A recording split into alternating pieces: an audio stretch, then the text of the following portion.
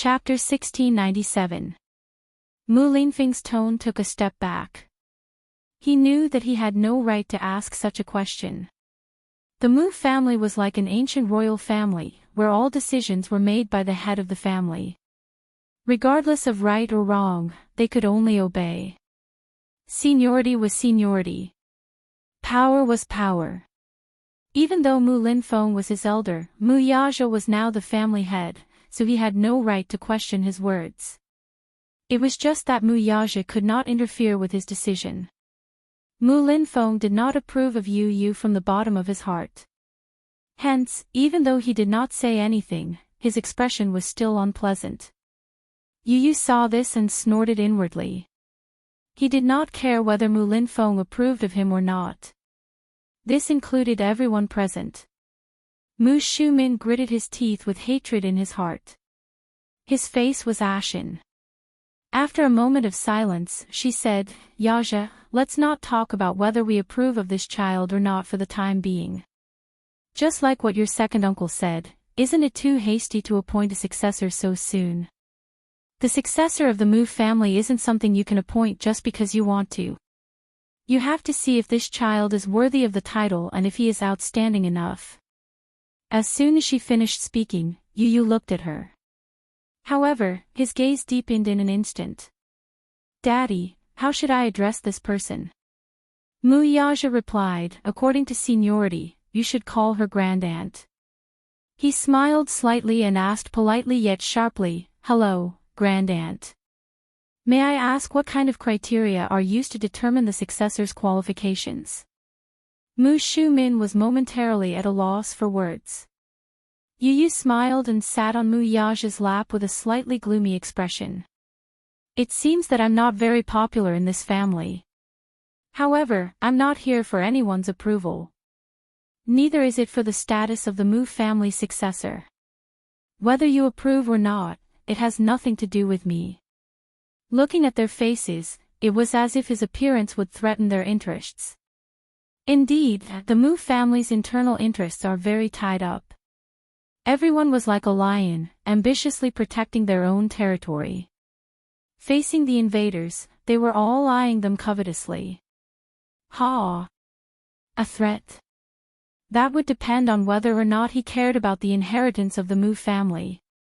He was very happy that his father had chosen him as his successor. At the very least, his father approved of him. However, this did not mean that he would accept the right of inheritance. Yu Yu sat there with a frightening maturity and a frightening aura around him. Even though he was just a child, he gave off an intimidating aura. Forgetting his age, I revere him from the bottom of my heart. Mu Linfeng snapped back to his senses, feeling a little embarrassed. Just now, he was actually intimidated by a child.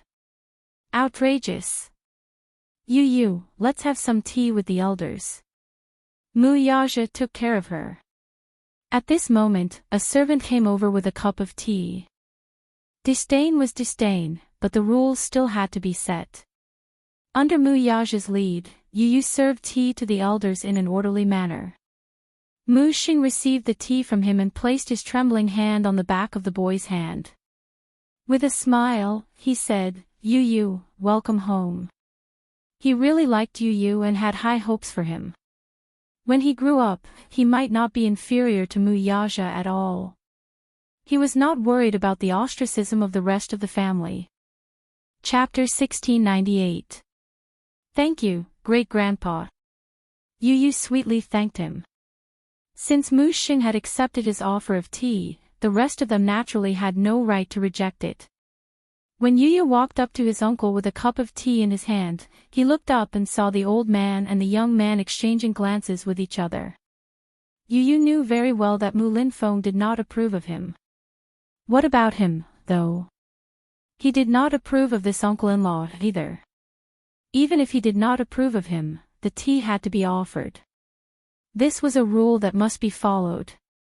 "Uncle-in-law, please have some tea." Yu Yu smiled and presented the tea in a manner that was neither servile nor overbearing. Mu Shumin stared nervously at Mu Linfeng, only to see him reach out to accept the tea offered by Yu Yu. The corners of his mouth twitched as he tried his best to suppress his anger. Was he going to accept the cup of tea? Second brother. She anxiously called out to him, only to receive a warning look from him. She hurriedly lowered her head and dared not say another word. Yun Tianyu. Is that your name? Yu nodded and looked at him with smiling eyes. It's a good name. Mu Linfeng gave an ambiguous reply. He then took a sip of the tea and put it aside. His face, though, remained sullen from start to finish. After 2 rounds of toasting, both Mu Sheng and Mu Linfeng had accepted the tea, so the rest could not say anything else. When Yu offered the tea to Mu Shumin's face twitched. He tried his best to soothe the discomfort in his chest and forced himself to accept the tea calmly. He took a sip and hurriedly put it aside. The rest of the process proceeded smoothly. Mu Yaja led him, and like a lion cub who had just inherited a territory, he followed his footsteps closely as he patrolled his territory. After going through the rules once, Yu stood in the middle of the main hall and bowed 3 times to each elder. Following that, he straightened his back. Calm and composed, he looked like a wise leader. It was impossible not to look at him in a different light. A smile flashed across the pair of black eyes that were like agates. Mu Linfeng's heart was suddenly shaken. This child would definitely have an extraordinary future. He felt a sense of crisis. On the way back, Yu, who was sitting in the front passenger seat, could not hold back his laughter any longer and started giggling. Mu Yaja was affected by his laughter, too, as his thin lips could not help curling into a playful smile. Daddy, did you see Mu's expression? He looked pale the whole time. He was looking at me as if I was an invader. Then, he tilted his head. That was fun. Yu, from today onward, you are my legitimate son. No one will bully you in the future. Mu Yaja promised. Daddy, since I've entered the Mu family, should I change my surname? Yu suddenly asked. Mu Yaja cocked a brow. Why? Don't you want to change it? Mu Tianyu. Yun Tianyu smiled. This name doesn't sound good to me. I don't want to change it, is that okay? He then looked at him with a gentle smile. This surname has been with me for 7 years. I've been following Mommy's surname since I was born. My surname is Mommy's and I don't want to change it. Yun Tianyu sounded better. More importantly, this name was given to him by his mommy. Chapter 1699. According to the rules, you should change your surname. Mu Yaja paused, then smiled helplessly. But I'll leave it to you to decide whether you want to change it or not. Daddy, you're the best. Yu smiled contentedly. She held Mu Yaja's arm and leaned forward to give him a peck. Daddy, don't worry. I won't let you down. He would become stronger. He would become so strong that no one would dare to underestimate him. No one would dare to underestimate his mommy. He told himself that he wouldn't have to wait too long for this day to come. On the other hand, the Mu family was in an uproar.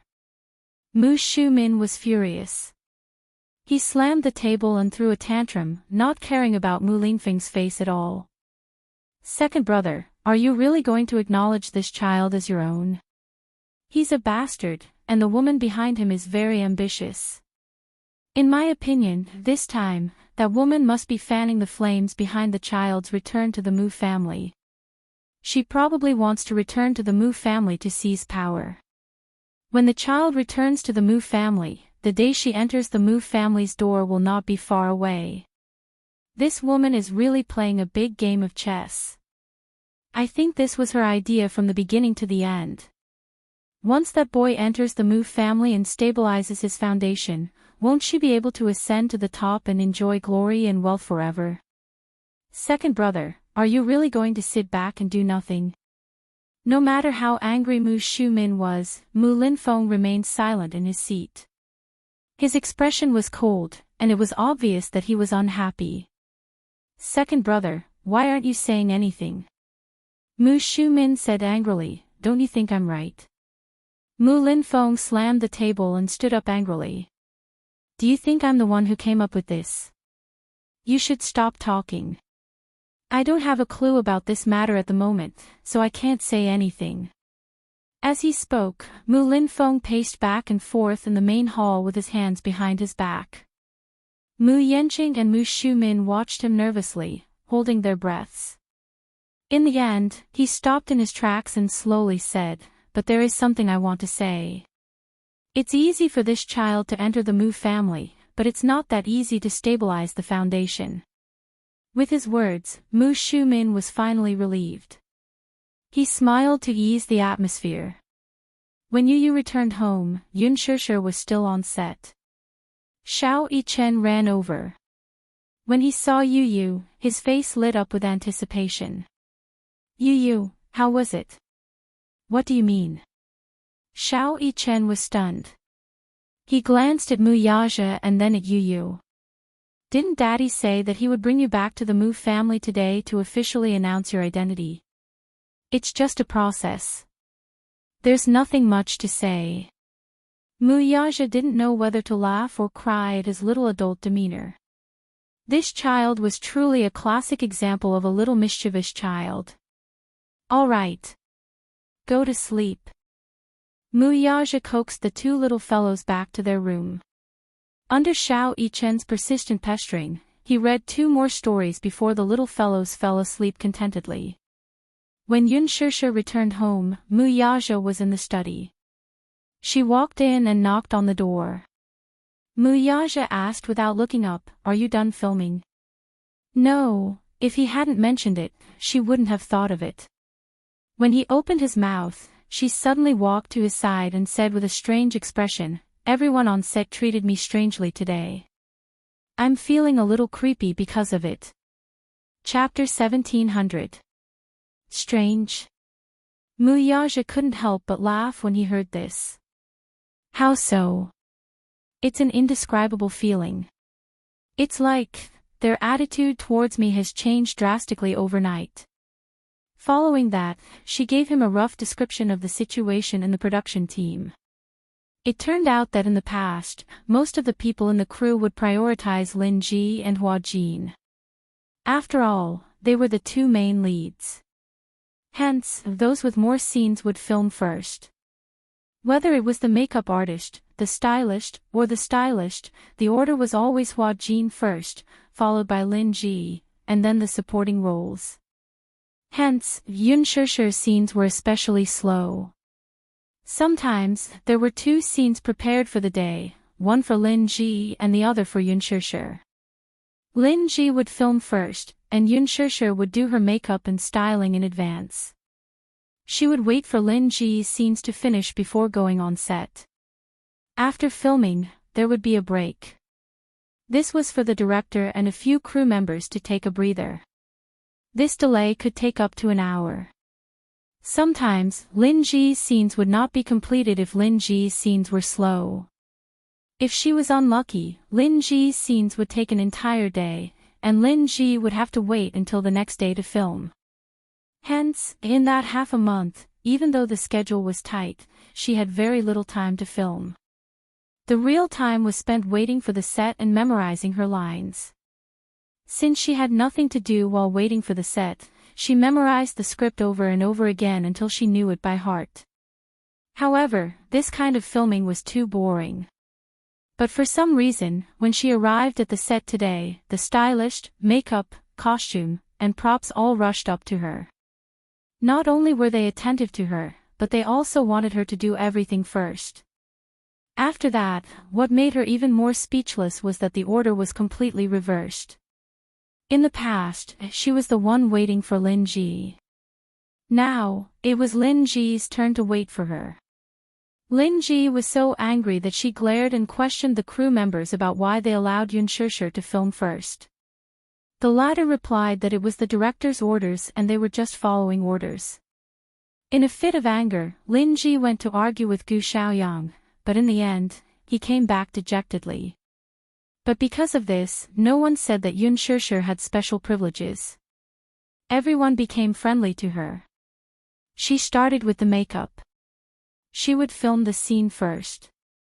However, what made her better than Lin Ji was that she had memorized the script very well, her emotions were on point, and her acting skills were even better. Basically, everything went smoothly after she started acting. She passed the first scene with very few NGs. Even if she did, she would always pass the second scene. Director Gu was very satisfied. Yun Shishir was very efficient. Within a day, she completed all 3 scenes on one set. Director Gu was overjoyed and gave her another 2 days off. On the way back, Yun Shishir still felt a little incredulous. So, she asked, did you inform the production crew? Yes. Mu Yaja didn't hide anything and nodded. Doesn't it feel good to have special privileges? Special privileges. This was a privilege. The way the supporting roles looked at her was different.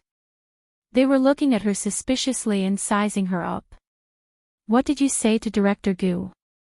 I don't need to say anything. Mu Yaja raised his eyebrows. I've never seen him before. Then why did he? Chapter 1701. Mu Yaja suddenly said something meaningful. Yun Shishir's face turned even redder when she heard that. Actually, there's no need for special privileges. This way, it's inevitable that there will be rumors. You don't have to care about other people's feelings. Mu Yaja smiled faintly. The reason why I'm doing this is because I hope that you can spend more time with me. You don't have to worry too much. Yun Shishir's heart softened. She suddenly went forward and hugged him. I'm sorry. I also feel that ever since I accepted this role, I don't have much time to accompany you. It's good that you have this awareness. Yun Shishir didn't know whether to laugh or cry. She hugged his shoulders and said coquettishly, but I realized something. Hubby, I think that having special privileges feels pretty good. You didn't see how those staff members who used to give me the cold shoulder and gave me the cold shoulder are trying to please me today. It's so funny. Thank you, hubby. As she spoke, Yun Shishir planted a kiss on his cheek. Mu Yaja obviously enjoyed this kiss. However, he still had to maintain a cold and calm look on his face. He even asked, is that enough to thank me? Yun Shishir pouted. What else do you want? Mu Yaja furrowed his eyebrows. He didn't smile, but his slender fingers tapped on his lips gently. He looked at her meaningfully. Yun Shishir's eyes were smiling.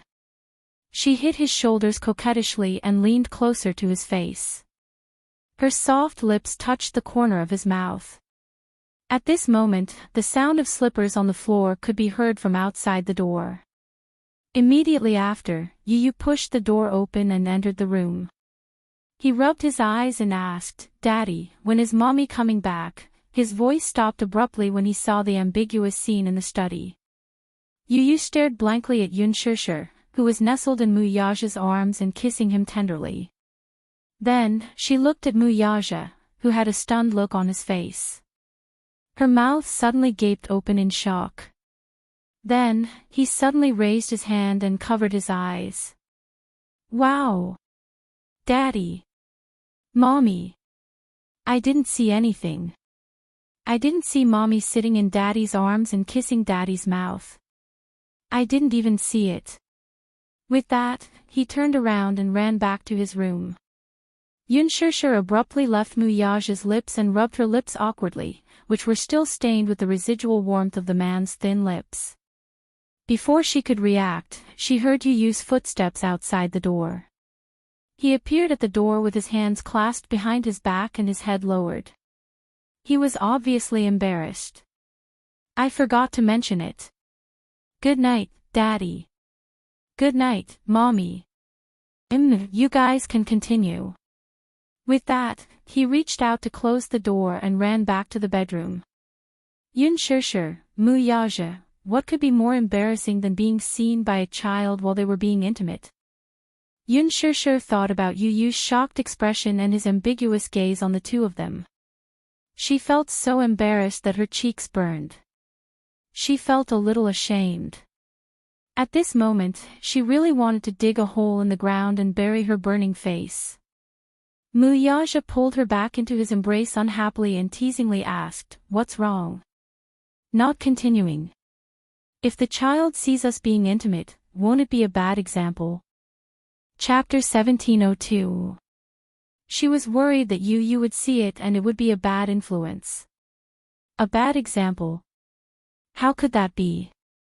Mu Yaja laughed and said, "Kids these days are all smart. They know a lot." As he said that, he hugged her and smiled.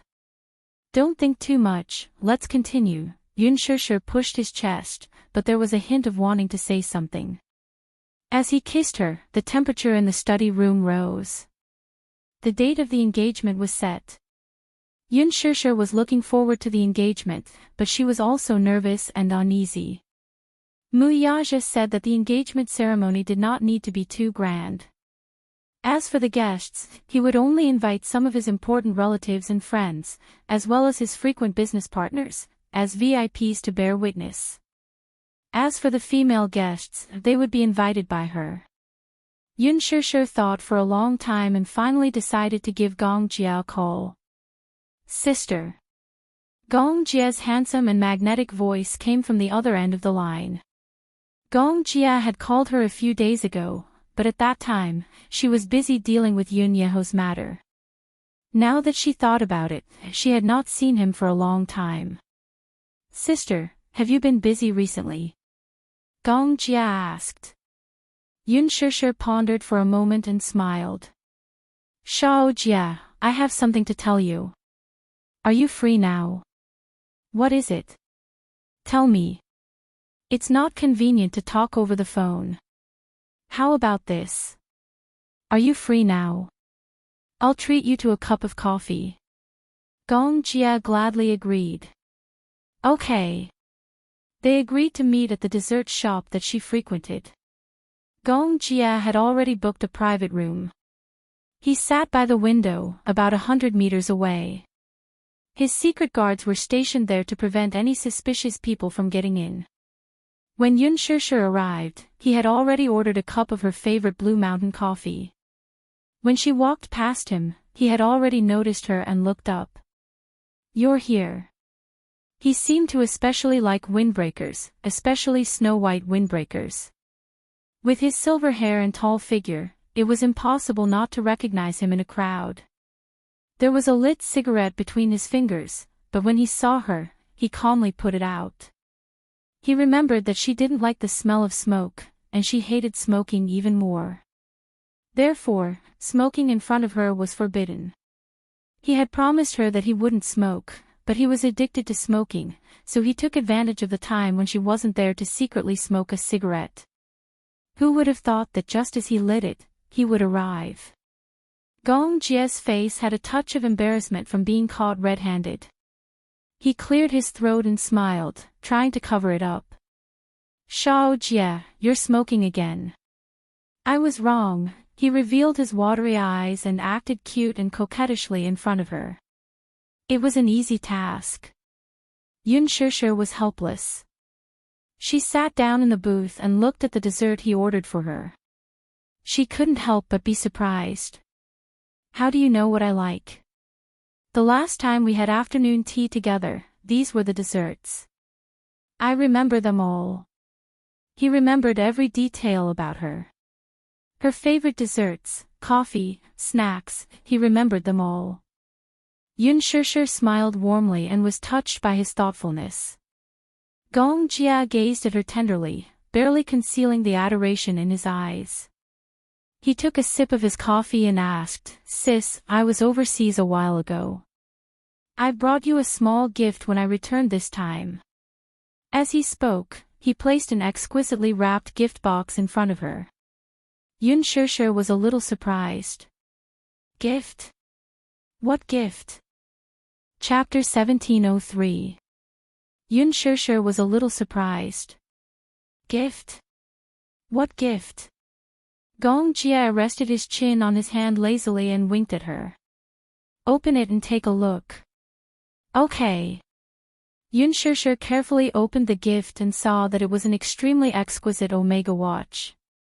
Compared to men's mechanical watches, women's watches were gentle and reserved. However, the ring of diamonds on the watch face was luxurious. Omega watches were expensive, and custom-made ones were even more expensive. To Yun Shishir, this gift was obviously too expensive. This. Is it very expensive? Yun Shishir knitted her brows. She obviously didn't want him to spend so much money. Gong Jia's handsome brows raised slightly, but he couldn't help but laugh. Sis, do you still remember? This watch is the gift I promised to give you. Just as he finished speaking, Yun Shishir suddenly remembered that there was a reason for this watch. When Yun Shishir was young, she had an Omega watch. It was Mu Wanra's watch that she always wore. She liked it very much, so her mother gave it to her and let her wear it. She had always cherished this watch and couldn't bear to break it. In her heart, it was a rare treasure. However, there was once when Gong Jia secretly took the watch that she hid in the drawer out to play. In the end, he accidentally lost it. He felt guilty, so he didn't dare to mention it.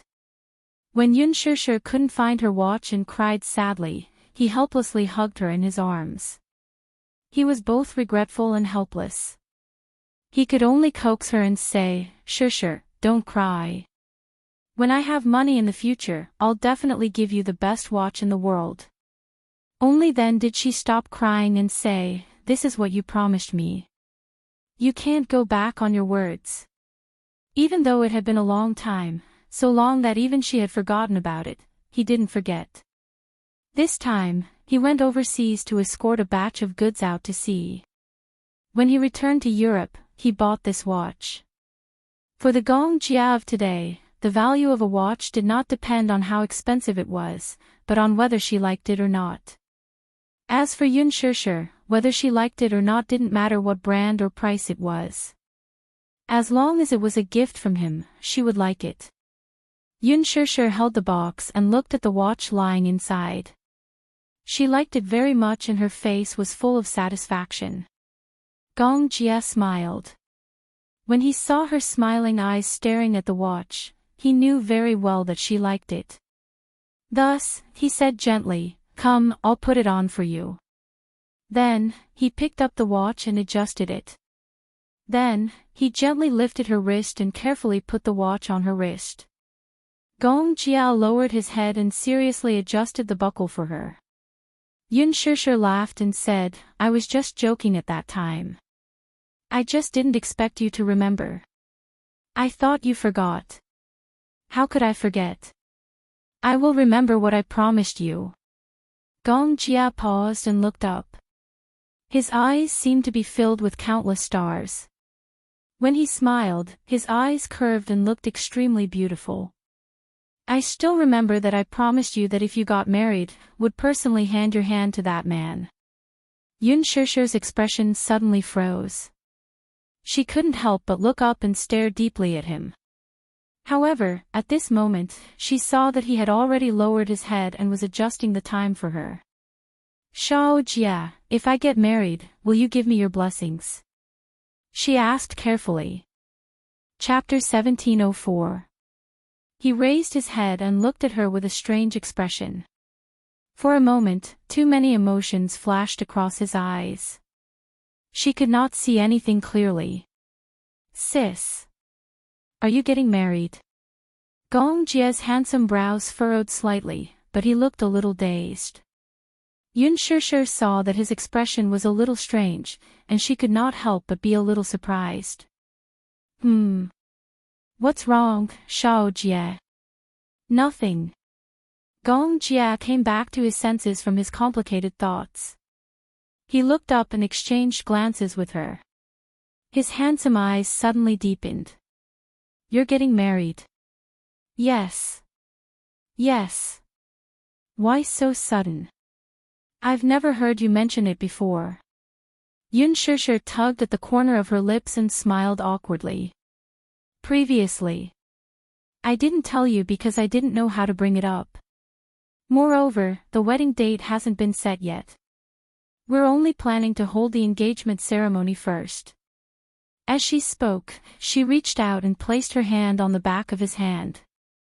Smiling gently, she said, "This is what I wanted to talk to you about. Shao Jia, will you attend my engagement ceremony? Will you give me your blessings?" Gong Jia suddenly felt a little frustrated. However, this frustration did not show on his face. Gong Jia lowered his eyelids as many fragmented memories flashed through his mind. The nightmarish memories of his youth resurfaced in his mind. Those memories accompanied by the firelight seemed to break out of a cocoon in an instant. For a moment, the space between his brows throbbed with a splitting headache. Gong Jia rubbed the space between his brows a little anxiously, looking a little conflicted and anxious. Suddenly, he asked, "Do you really want my blessings?" "Of course." Yun Shishir said matter-of-factly, "Because you're my most important relative in this world. Of course, it's very important to be able to receive your blessings." Gong Jia sucked in a deep breath of cold air before replying calmly, "You asked me if I'll give you my blessings, but my answer depends on who you've chosen." Yun Shishir was stunned. She sensed that there was a deeper meaning in his words. Gong Jia narrowed his eyes, but his voice was slightly colder. "Sis, who is he?" What? Who is the man you married?" Yun Shishir laughed dryly. "Is it important who he is?" "He." Gong Jia abruptly interrupted her. His voice was soft but heavy. "That man is Mu Yaja, isn't he?" Yun Shishir was stunned and looked at him in disbelief. "You? How did you know?" Gong Jia clenched his fists but didn't answer the question directly. Instead, he said firmly, "If it's this man, then my answer is no." Yun Shishir widened her eyes in shock. His answer was so unexpected that for a moment, she even suspected that she had misheard him. "I'm sorry. There's only one thing I can't do." Gong Jia was afraid that she didn't hear him clearly, so he repeated, "If you want to be with this man, I'm sorry, I can't do it." Yun Shishir seemed to have lost her voice at that moment. She was stunned for a long time before she asked in a daze, "Why?" "Because I hate the Mu family." The last 4 words were said with gritted teeth. At the mention of the Mu family, Gong Jia's handsome eyes were filled with unconcealable hatred.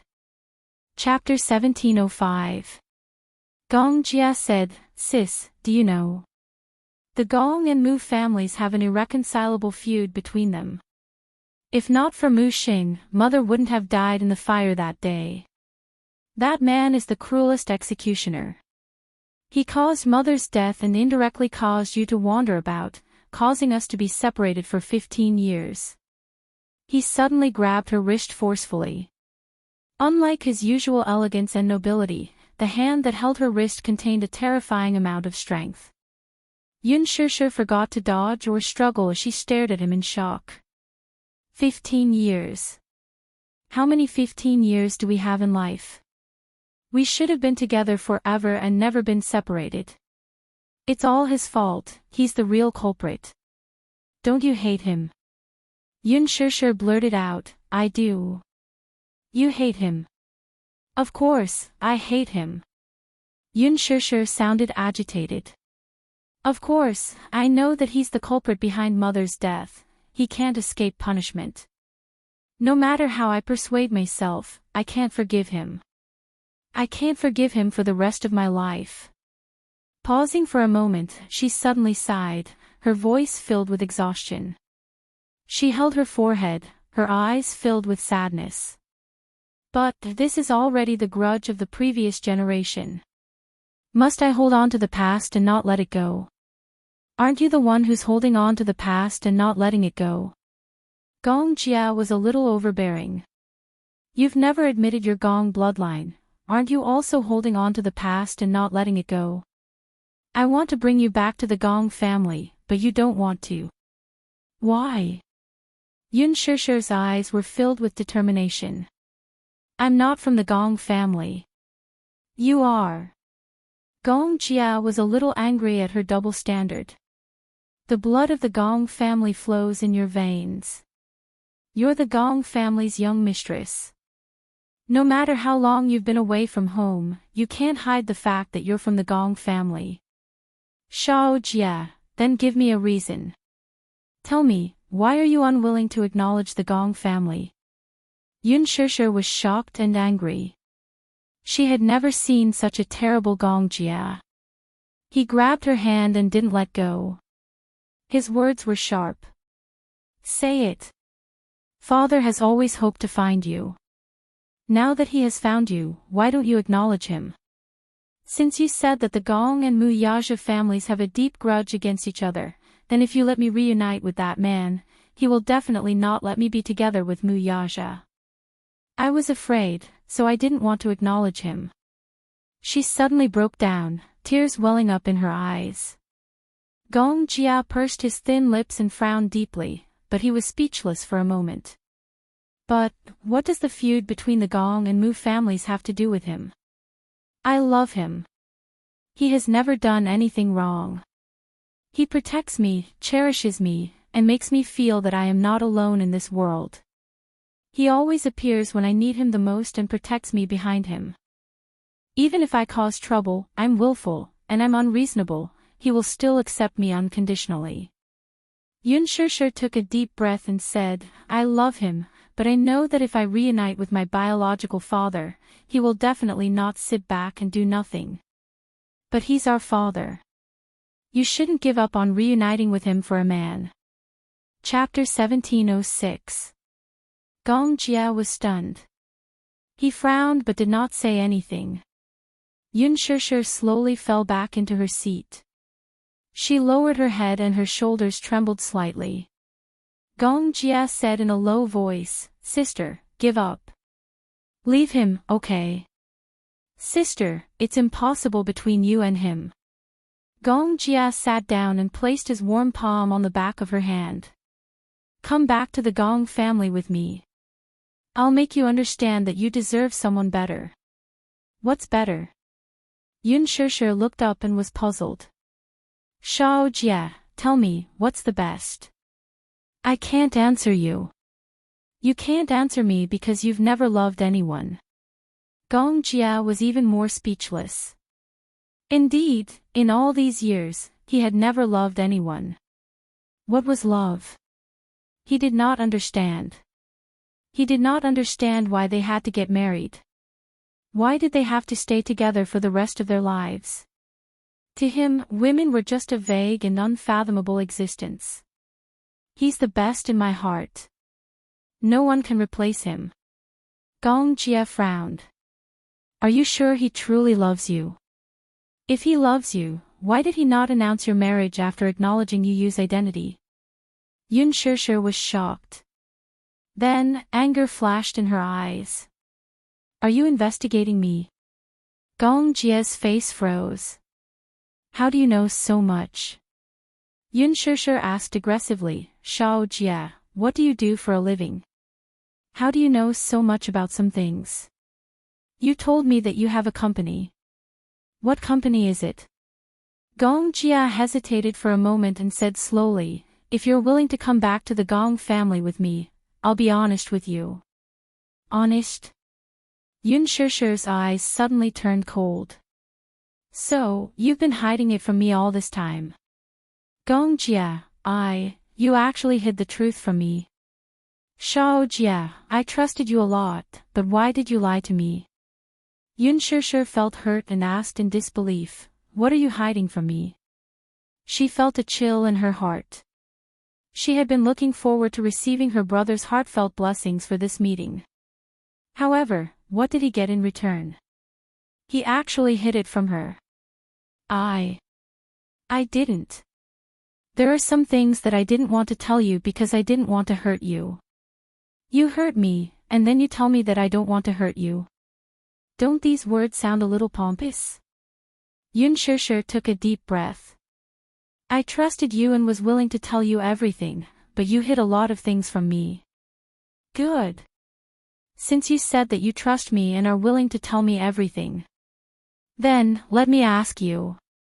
Gong Jia suddenly got up, held her shoulder, deep handsome eyes condensed her, not allowing her eyes to have a trace of room to dodge. What happened when you were 18 years old? Yun Shishir froze as if she had been struck by lightning. He asked her what happened when she was 18 years old. But how should she answer him? How should she answer this question? Chapter 1707. Gong Jia paused for a moment and said, Sis, since I've found you, I have many ways to investigate your past. But I don't want to. I want you to tell me personally. Now, tell me, what happened when you were 18 years old? You had a child out of wedlock at 18 years old. This shouldn't have happened. Why did it happen to you?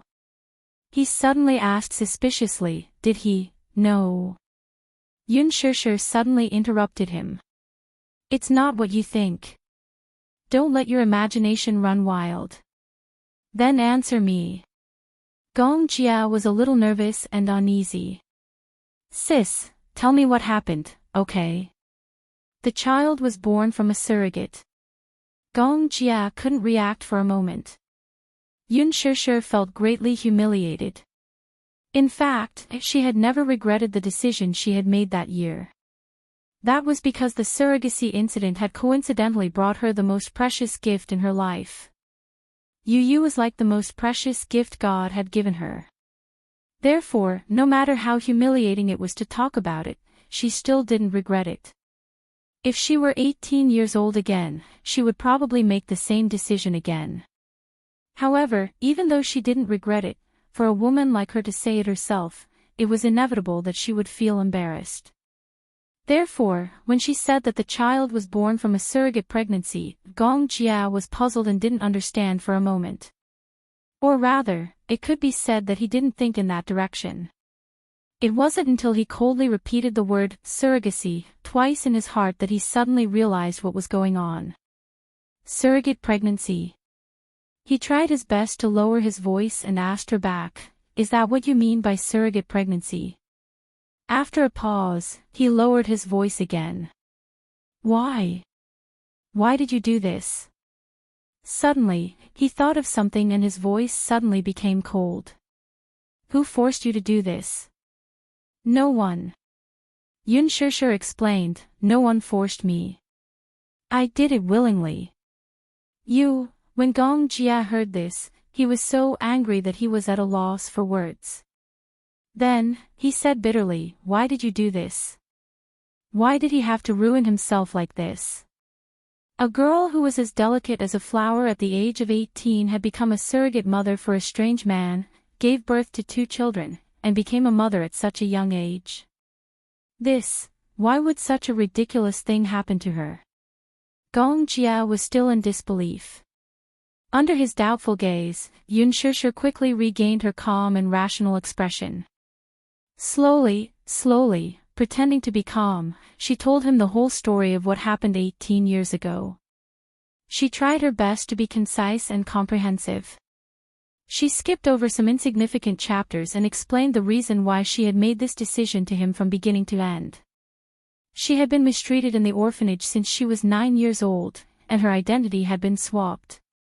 Ever since she was adopted by the Yun family, Yun Yeqing had treated her like his own daughter and doted on her. Ever since the Yun family went bankrupt, she had been forced to make a living. She also had a sense of responsibility. In order to share the Yun family's debt, she had made this decision on a whim. She had been pregnant for 8 months and had given birth prematurely.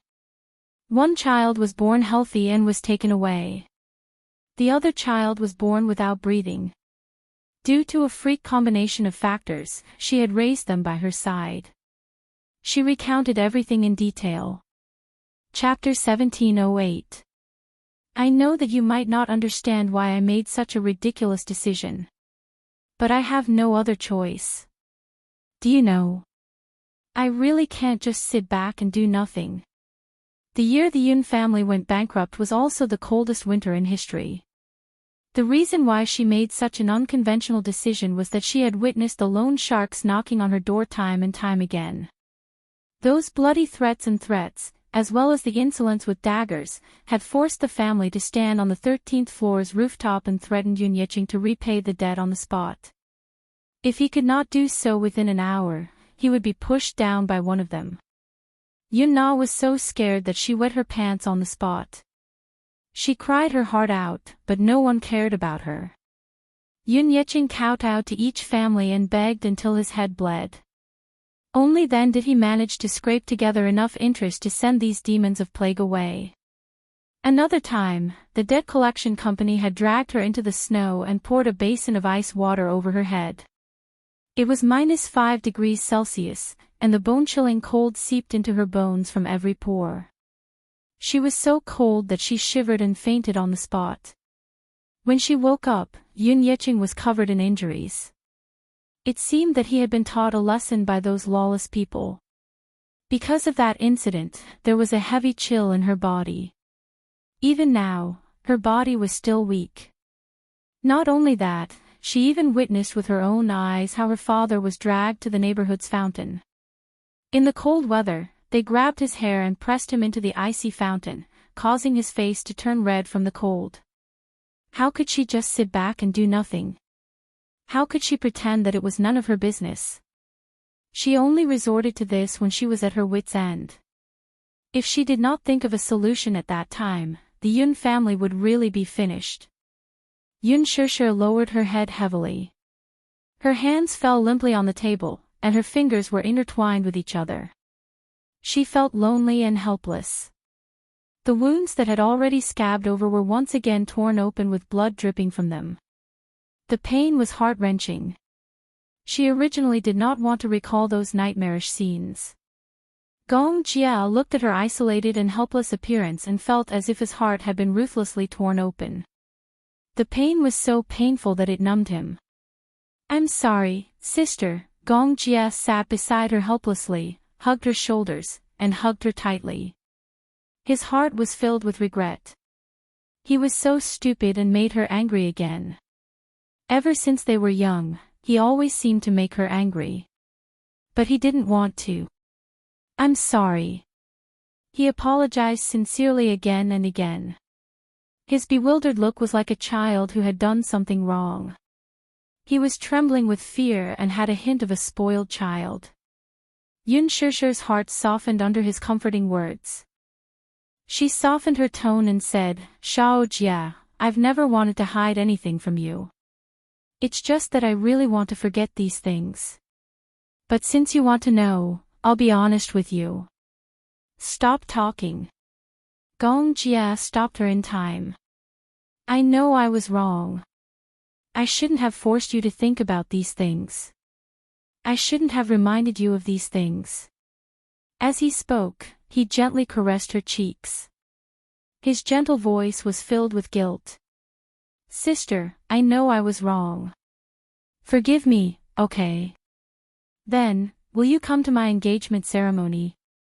Yun Shishir asked, her eyes filled with anticipation. Gong Jia stared into her eyes for a moment, then replied, "Let me think about it, okay? Okay. I won't force you, but I also hope that you will be present at the most important moment of my life." Chapter 1709. Gong Jia's heart softened. "Sis, there's one thing that won't change. Sis, I won't let you suffer anymore. If anyone bullies you, I'll be the first to return the favor." Yun Shishir was amused by his serious look. She did not know whether to laugh or cry as she said, "As long as you don't cause trouble for me like when we were young, it'll be fine." Gong Jia defended himself aggrievedly, "I'm not a child anymore." Yun Shishir smiled and said, "But in my heart, you'll always be." She hugged his shoulders and patted his head gently, just like when they were young, when he hid under her blanket in fear at night and she comforted him. Shao Jia, be good. Sis loves you. Gong Jia smiled in satisfaction and hugged her affectionately. Ever since she parted ways with Gong Jia that day, Yun Shishir had been feeling inexplicably uneasy. She did not know if Gong Jia would come to her engagement, nor did she know if he would accept her choice. However, once she had set her mind on someone, she would not change her mind even if her brother tried to stop her. In the past, she was a little cowardly. When she encountered something, she would subconsciously escape and retreat.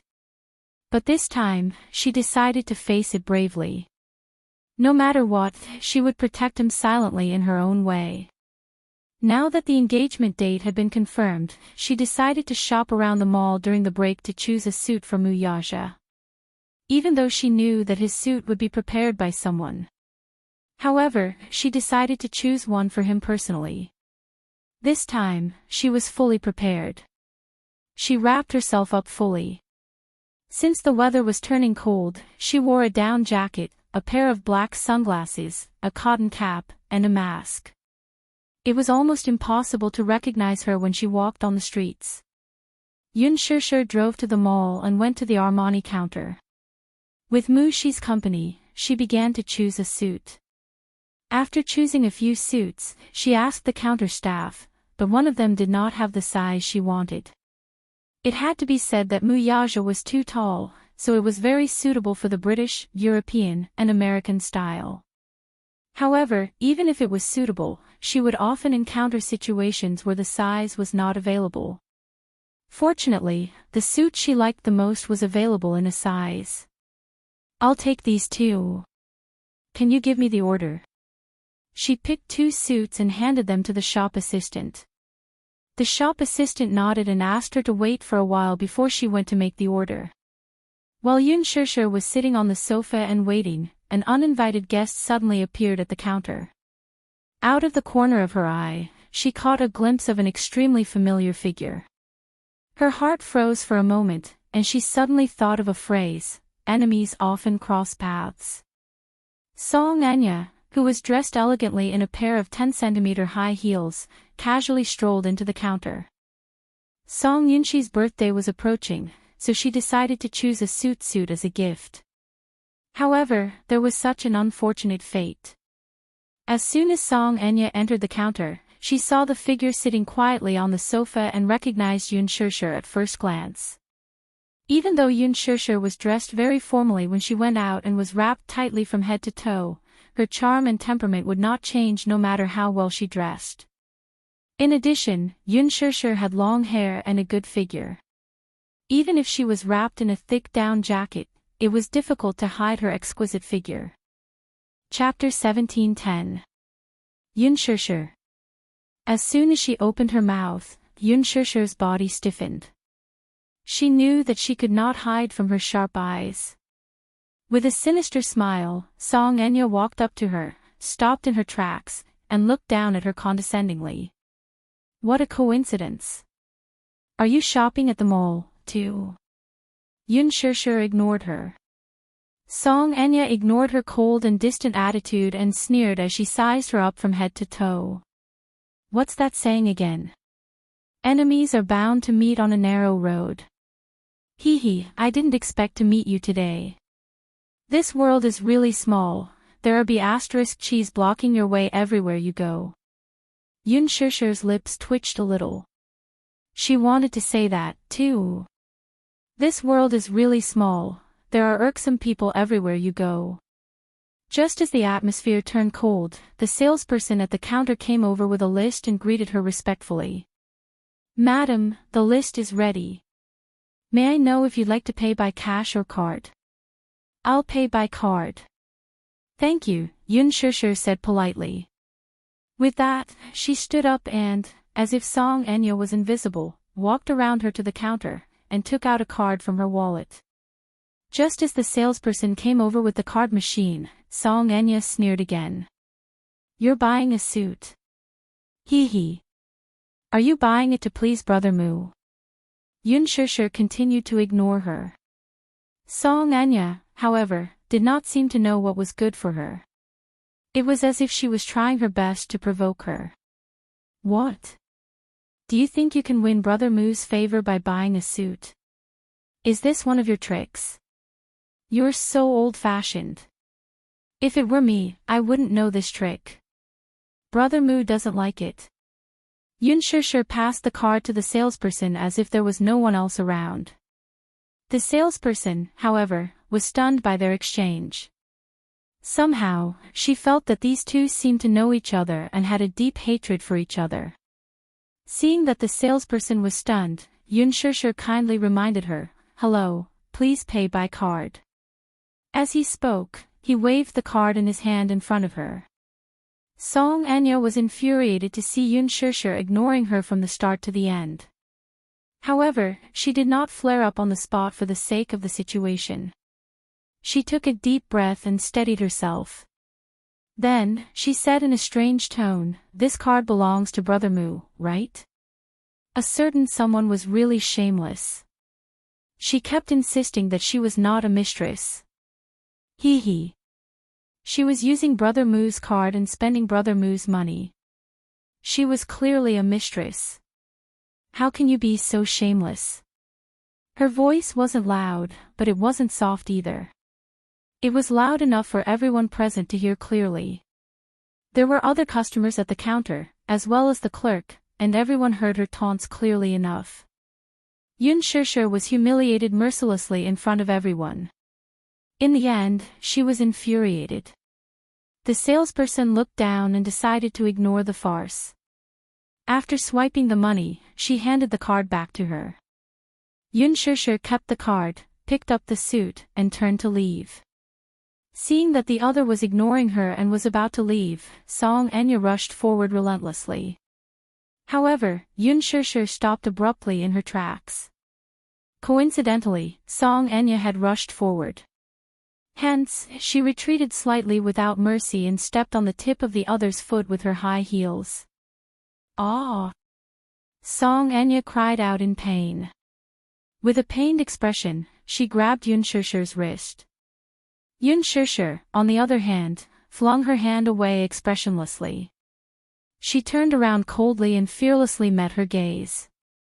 Chapter 17:11. Song Anya, have you had enough? Yun Shishir looked at her coldly. Her arrogant eyes made her seem as though she was looking at a lowly animal. "Please don't bite me like a rabid dog and refuse to let go. You'll only make me feel very troubled." Both of them were wearing high heels, but Yun Shishir was half a head taller than Song Anya, so she could look down on her. Song Anya raised her head to look at Yun Shishir, who had suddenly flared up, and froze in shock. Then, as though she had heard a joke, she pointed at herself. Her exquisitely made-up face contorted. "Mad dog." Song Anya was completely enraged as she asked hysterically, "Who are you calling a mad dog?"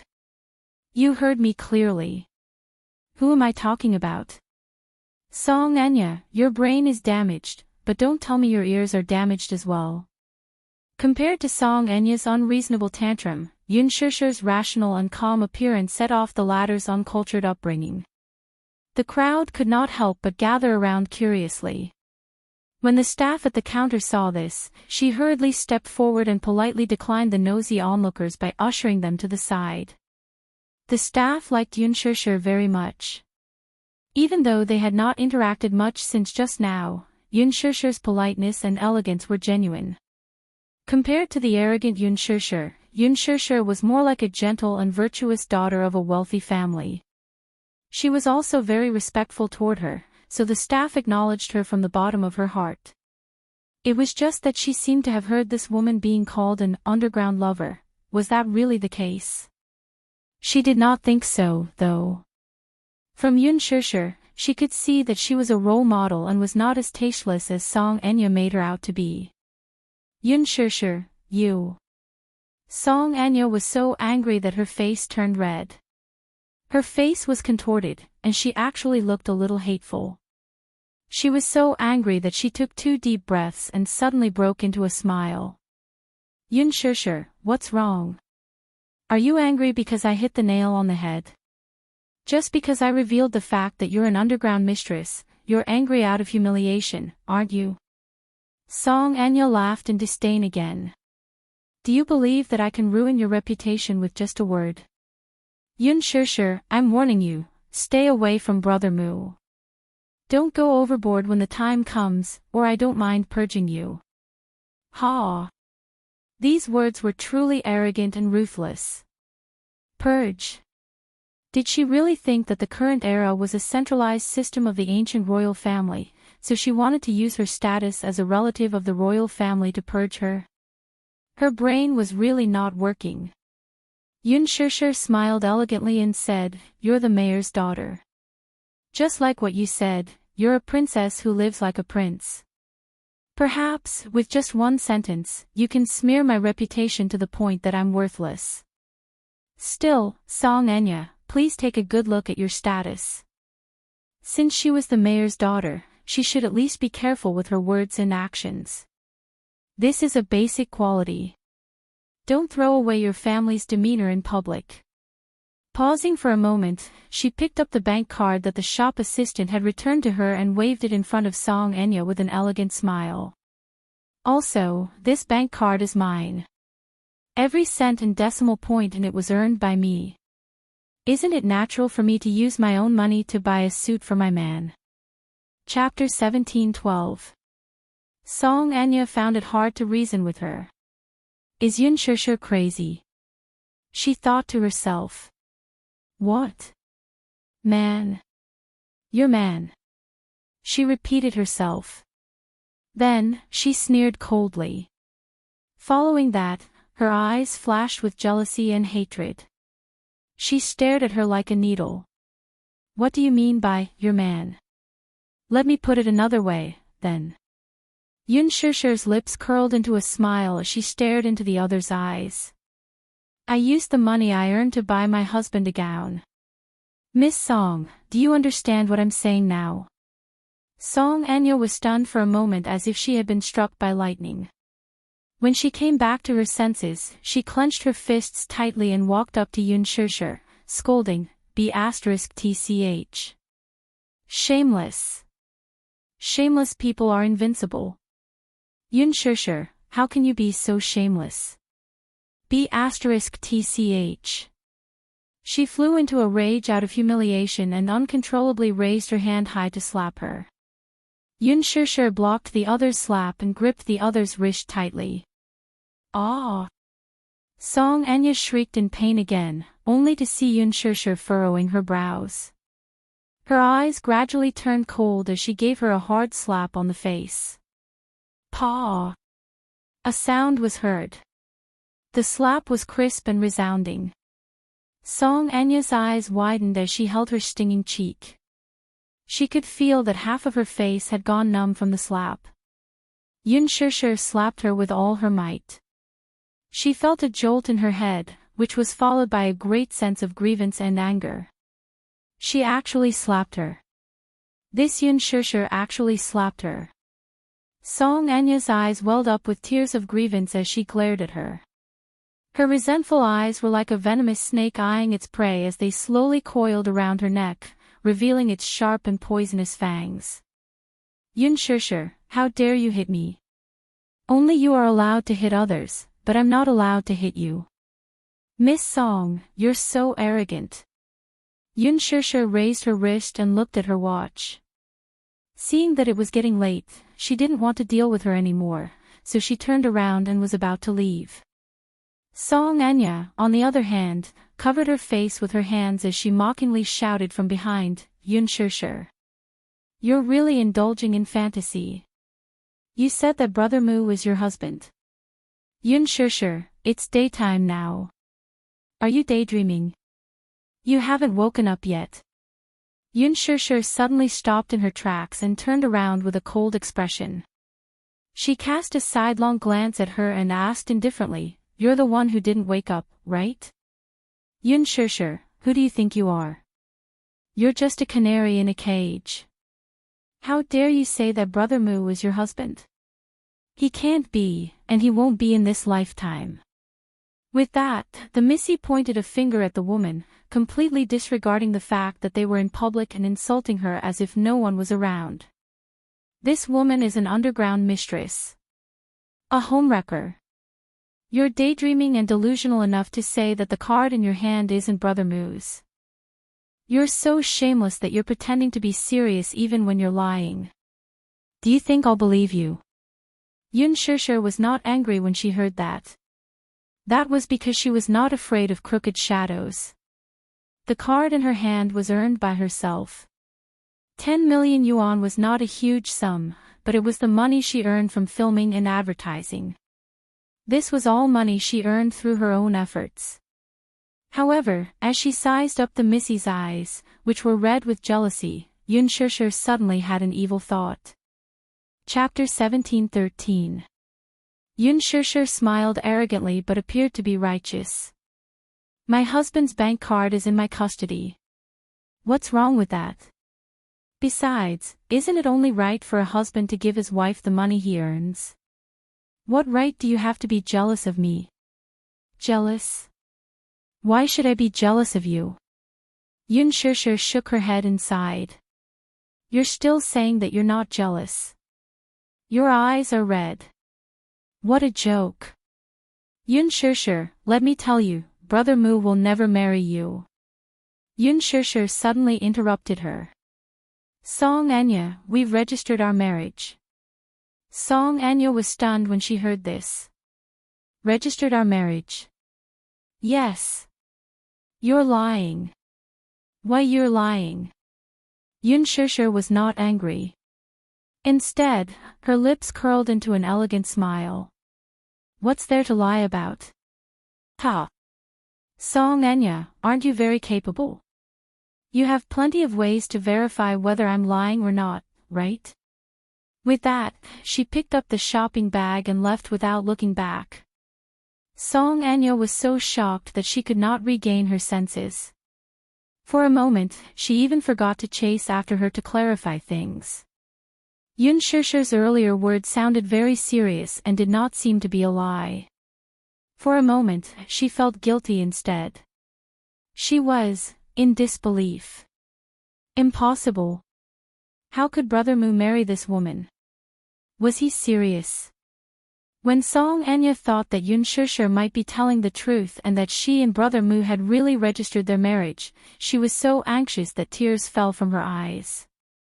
Just as Yun Shishir had said, if Song Anya wanted to verify this matter, she had plenty of ways to do so. When Song Yunshi received Song Anya's anxious call, he rushed home and saw Song Anya curled up in a corner of the sofa with red eyes from crying. Seeing Song Yunshi return, Song Anya threw herself into her husband's arms, feeling aggrieved and agitated. Tears flowed down her cheeks uncontrollably. For a moment, Song Yunshi was at a loss for what to do. He did not know who it was that made his beloved sister suffer such grievances. He hurriedly asked what had happened and who had bullied her. Sobbing, Song Anya recounted the whole story to him. When Song Yunshi heard this, she was both angry and exasperated. Anya, it's not that I want to criticize you, but you're clearly asking for humiliation. Didn't I tell you that it's impossible between you and Uncle Moo? So, you should give up. Brother. No, don't be so heartless. She pleaded helplessly, please, can you help me with something? What is it? That B*TCH said that she and Brother Moo have already registered their marriage. Help me check if this is true. Please, please. No. Song Yunshi shook his head and rejected her decisively. If Uncle Moo finds out about this, I'll be in a difficult position. No, he won't. Brother is so powerful, I won't let him know. As Song Anya spoke, she pleaded again and again, please, help me. I swear, brother. I swear, if Brother Moo really marries this woman, then I'll completely give up on him. These words moved Song Yunshi. He glanced at her doubtfully. Really? Yes. Really? Song Anya solemnly promised. Song Yunshi wavered. Chapter 17:14. If investigating this matter could make this last give up on Muyaja, then it might be worth the risk. Hence, Song Yunshi made a call to a close friend and reminded her about this matter. On her end, when she heard that she wanted to investigate Muyaja, she panicked. After all, no matter the field, Muyaja's name was like thunder to one's ears. Ordinary people would be in awe of him when they heard his name. Song Yunshi explained that she only needed to investigate Muyaja's marital status and did not need to do anything else. When she heard that she only needed to investigate his marital status, she nodded in agreement. Not long after, Song Yunshi's phone sent a photo. It was a photo taken with a phone camera. In the photo, there was a system interface showing Muyaja's marital status. The information showed that he was married, and his spouse's name was Yunshishir. When Song Yunshi saw this, she heaved a sigh of relief and handed the phone to Song Enya. Song Enya took the phone and was stunned for a few seconds. Suddenly, as if half of her energy had left her, she fell onto the sofa in a daze with an expressionless face. Song Yunshi said, "Now, you can give up. Uncle Mu is really married." Before she could finish speaking, Song Yunshi saw from the corner of her eye that Song Enya had suddenly pursed her lips tightly. Tears welled up in her eyes as she broke down and cried. "I don't believe it. I really don't believe it. Sob, sob, sob. Impossible. How is this possible? Brother Mu. How can Brother Mu be married? It's a lie, it's all a lie. Sob, sob, sob." Song Enya seemed to have collapsed as she cried helplessly. It was as if the world was collapsing and doomsday was coming. This picture had completely destroyed all of her psychological defenses. She felt as if she had been slapped several times on the face. Yunshishir was indeed not lying. They were really married. However, she couldn't figure it out. How could Brother Mu be sincere to her? He was such a cold-hearted person. If she couldn't get it, why should Yunshishir get it? Yunshishir's words echoed in her ears. Isn't it natural for a husband to give his wife the money he earns? What right do you have to be jealous of me? That's right. What position did she have? What right did she have to be jealous of Yunshishir? After all, she was already Brother Mu's legal wife. Song Yunshi could not bear to see Song Enya cry sadly. She walked over and hugged her. "Enya, I know you're very sad. However, this is reality. You should learn to accept it." "How can I accept that?" Feeling aggrieved, Song Enya retorted, "Brother Mu is married to her. How am I supposed to accept this?" "Woo woo woo. You should give up completely. This is what you promised your brother. Enya, you can't go back on your words," Song Yunshi said. Song Enya bit her lip. Her eyes were filled with despair for a moment, but her tears did not stop falling. She secretly clenched her fists. There was only one voice that kept echoing in her heart, "No one can have what I can't have." "Yunshishir, are you very smug? Do you think that you have the whole world just because you have Brother Mu? Ha ha. If I can't have his heart, then no one can have him. It's the same no matter who it is." Chapter 17:15. A luxurious Bentley was parked at the school gate. The school bell rang loudly. Just as Yun Tianyu stepped out of the school gate, his phone rang. Seeing that it was Gong Jie's number, he picked it up and squinted his eyes. "Uncle, what's the matter?" "I'm waiting for you at the school gate." He looked around and finally spotted an extremely luxurious Bentley by the roadside. He walked over, and the chauffeur immediately alighted and respectfully opened the door to the back seat for him. The little lad was about to get into the car when he saw the child's safety seat installed at the back seat. The corner of his eyes twitched violently. This is a child's safety seat. The Gong Jia explained and then smiled gently. Uncle dotes on you, so I'm here to pick you up. I specially installed it for you. Yu Yu rolled his eyes. D*MN idiot. I'm not sitting in it. Why? This seat isn't comfortable to sit in. The Gong Jia smiled. Then, sit on Uncle's lap, okay? Yu Yu rolled his eyes again. D*MN idiot. Who wants to sit on your lap? The Gong Jia did not give him a chance to explain. He stretched out his arms and pulled him onto his lap to protect him. He then ordered, "Start the car." Yes. The car slowly started moving. On the way, Yu Yu looked warily at the passing scenery outside the car window and asked suspiciously, "Where are you going to abduct me?" Abduct? The Gong Jia seemed to have heard a funny word. His thin lips curled into a helpless smile. "My good nephew, where can I abduct you to? Mommy said that I must know how to protect myself. Other than mommy and daddy, everyone else can abduct me." After a pause, Yu Yu looked at the Gong Jia warily. "Even if it's my dear uncle, you must still be careful." Gong Jia, he felt that he was being despised.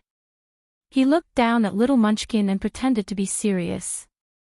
Sometimes, it's not a good thing to be so alert. Besides, who would be so stupid as to kidnap a terrorist leader? "Dear uncle, please mind your words." Yu Yu defended himself seriously, "That's a description of you. As for me, I'm a sunny and naive good child. I don't engage in terrorist activities." Gong Jia lightly ridiculed, "You're not doing it, you're just giving orders to a group of terrorists." Yu Yu crossed her arms elegantly, her expression unruly. Gong Jia chuckled again as he scratched the boy's adorable nose bridge and teased, "Who would have thought that such a person is actually a 7-year-old lad? Yu Yu, you're really good at hiding things. Let's cut the crap." Yu Yu raised his hand and interrupted Gong Jia's teasing. He looked up at him and asked, "Uncle, why are you looking for me? Can't I play with you for no reason?" Yu Yu said coldly, "No, I'm very busy." Gong Jia was instantly rebuffed. What exactly was he busy with? "If you have something to say, then get to the point. If there's nothing else, then send me home. I want to go home and accompany mommy." "My good nephew, why don't you have dinner with me tonight?" "I refuse." "Why?" Gong Jia looked at him with a hurt expression. Yu Yu smiled. "I'm very expensive. Can you afford my appearance fee?" Gong Jia was speechless again. Chapter 17-16. Yu Yu was speechless. "My mommy is getting married. What's there to be sad about?" As he spoke, he cast a sideways glance at him suspiciously and asked disdainfully, "Don't tell me you have a sister fetish." Gong Jia frowned. Although his Mandarin was good, he had been abroad for many years and could not understand some of the more obscure terms. For example, this sister fetish, what did it mean? Yu Yu disdained him again in his heart and translated it into English. Gong Jia was stunned. Then, he thought about it seriously and replied, "A little." Yu Yu was even more disdainful now. "In my heart, there are 2 women in my heart who are the most important in my life. One is your grandmother, and the other is your mommy. Since mommy is the person you love dearly, shouldn't you be happy for her when she finds happiness?" Yu Yu said matter-of-factly. Gong Jia was a little disappointed. "Will she find happiness? You can't make the decision on this. Similarly, I can't make the decision either. But I think mommy has thought it through carefully before she makes a decision. So, I trust her decision." Yu Yu suddenly sighed and patted Gong Jia's shoulder like an old man. He seemed to empathize with Gong Jia's disappointment. "Actually, mommy and daddy are about to get engaged. My feelings are very complicated too. So, I can understand why you feel that way." Gong Jia frowned in confusion. Mixed feelings. Then, Gong Jie's lips twitched and he cast a disdainful glance at him.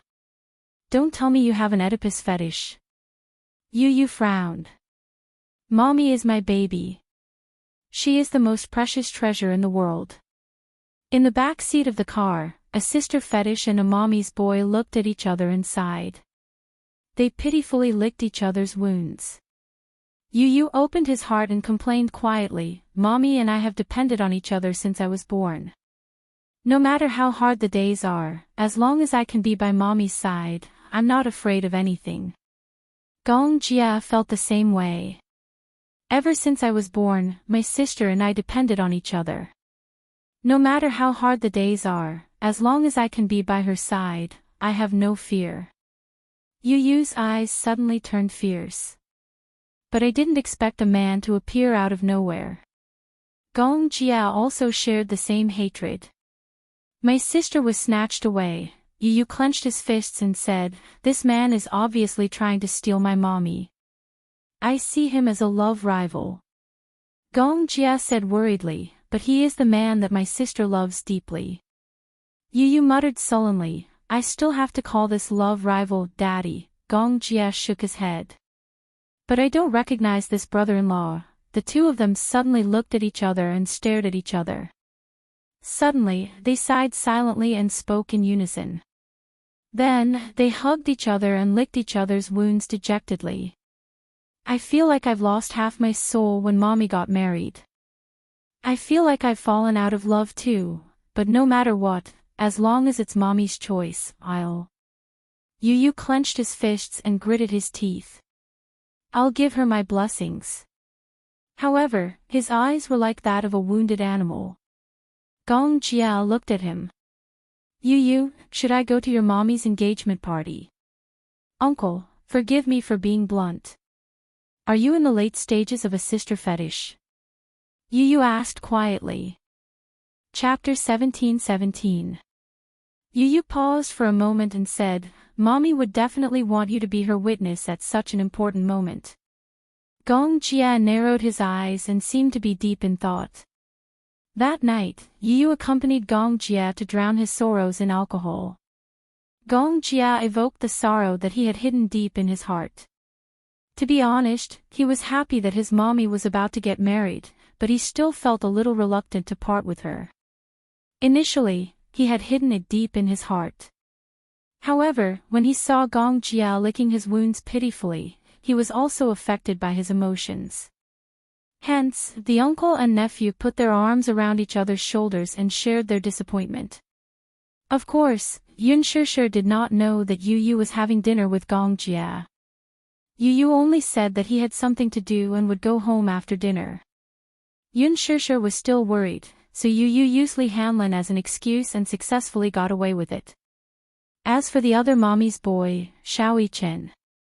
When he found out that his mommy and daddy were getting engaged, he was so happy that he wanted to sit on a helium balloon and fly into the sky. He was so happy. How could he not be happy? From now on, their family of 4 would be happy and harmonious. This was a happiness that he could not even dream of. For dinner, Yun Shishir made dumplings for dinner. She was in a rare mood and thought that since she was free, she would make some dumplings to eat. She had not eaten dumplings for a long time. Speaking of dumplings, Yu's dumplings were the best. She missed them a little. However, now that Yu was not around, she decided to make them herself. In the end, she had not made dumplings for a long time.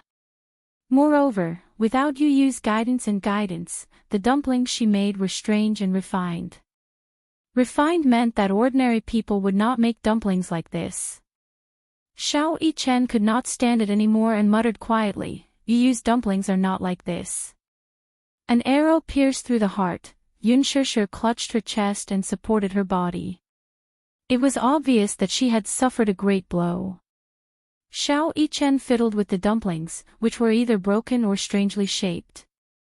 She muttered to herself, is this thing edible? Yun Shishir fell to the ground and could not get up. Xiao Yichen said disdainfully, sigh, we can't do without you at home. Mommy, you should eat noodles instead. Daddy should be back very late today. With that, he sat at the table with a bitter look on his face and complained in his heart, why didn't you bring me out for a good meal? She left him alone at home. He felt stifled. Yun Shishir comforted him. Xiao Yichen, I'm sorry. Mommy isn't in a good state today. Mommy's dumplings are actually pretty good.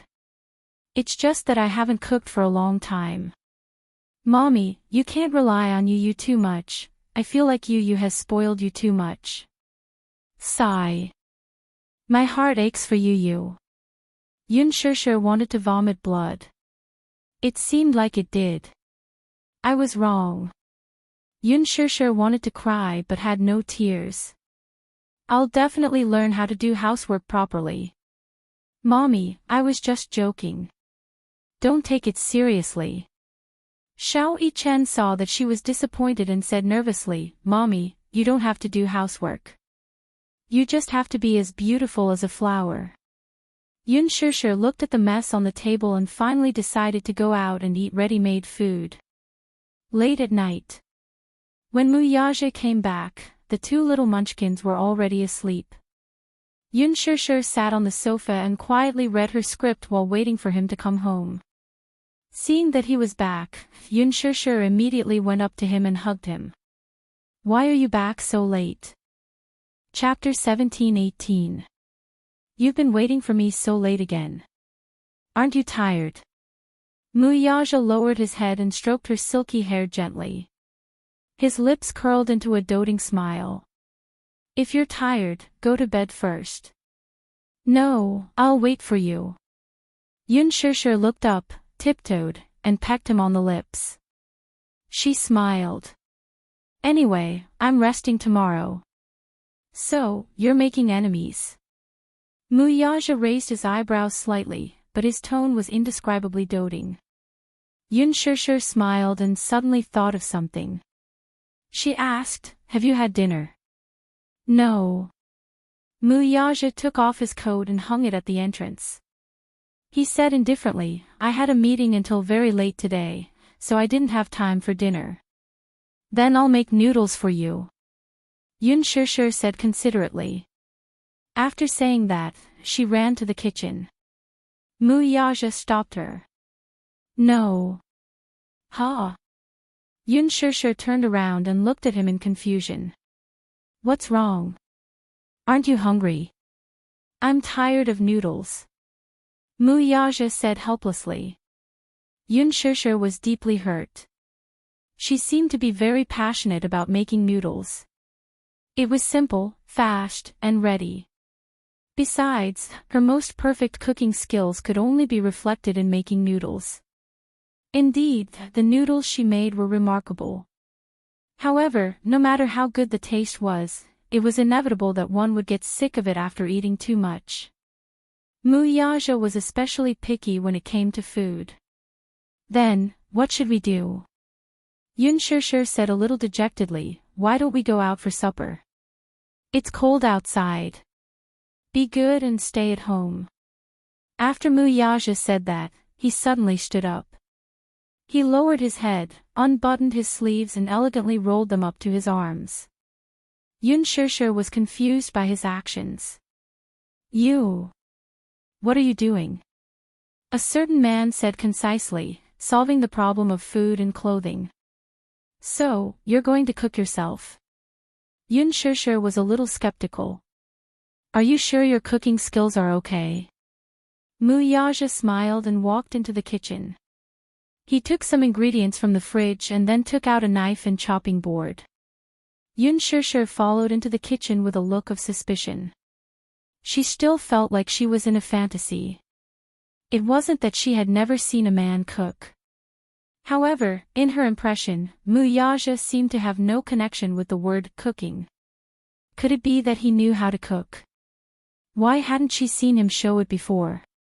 You used to cook a lot. No, occasionally. Mu Yaje cut the onions into rings and washed the ingredients. In the past, he might not be willing to cook by himself, but today, he was in a good mood. After a night of meetings, the board of directors finally passed a case with a unanimous vote. This proposal that had been in a deadlock for several days finally came to fruition, so even if he returned late, he was obviously in a good mood. Since he was in a good mood, it was rare for him to want to cook himself. Yun Shishir stood at the side and watched curiously. Although she was still skeptical of this man's cooking skills, she had to admit that his cutting skills were very professional. Could it be that he had practiced before? Or was he just deliberately mystifying things? Yun Shishir stood at the side and watched silently. Why did she feel that a well-dressed man in a clean, snow-white shirt and slim-fit trousers standing in the kitchen with a knife in his hand looked out of place no matter how she looked at him? She muttered, "Do you really know how to cook?" Muyaja said, "A little." Chapter 17-19. When he was studying abroad, he had a meal class. During the class, he would be taught some simple Western dishes. He had only learned how to make cheese-baked rice. Of course, as a rich young master of the Mu family, he rarely cooked for himself. The only time he cooked was when he was in a good mood and wanted to show off his skills in front of Xiao Yichen. In the end, he made a mistake and the oven exploded. The reason was, he had accidentally dropped his phone in the oven and the consequences were obvious. Therefore, Xiao Yichen had a deep impression of that incident. Initially, he was looking forward to his daddy showing off his culinary skills and tasting delicious food. In the end, he heard a loud bang. The kitchen had exploded. Xiao Yichen was shocked when he thought that the villa had been attacked by terrorists, just like the news he had seen on TV.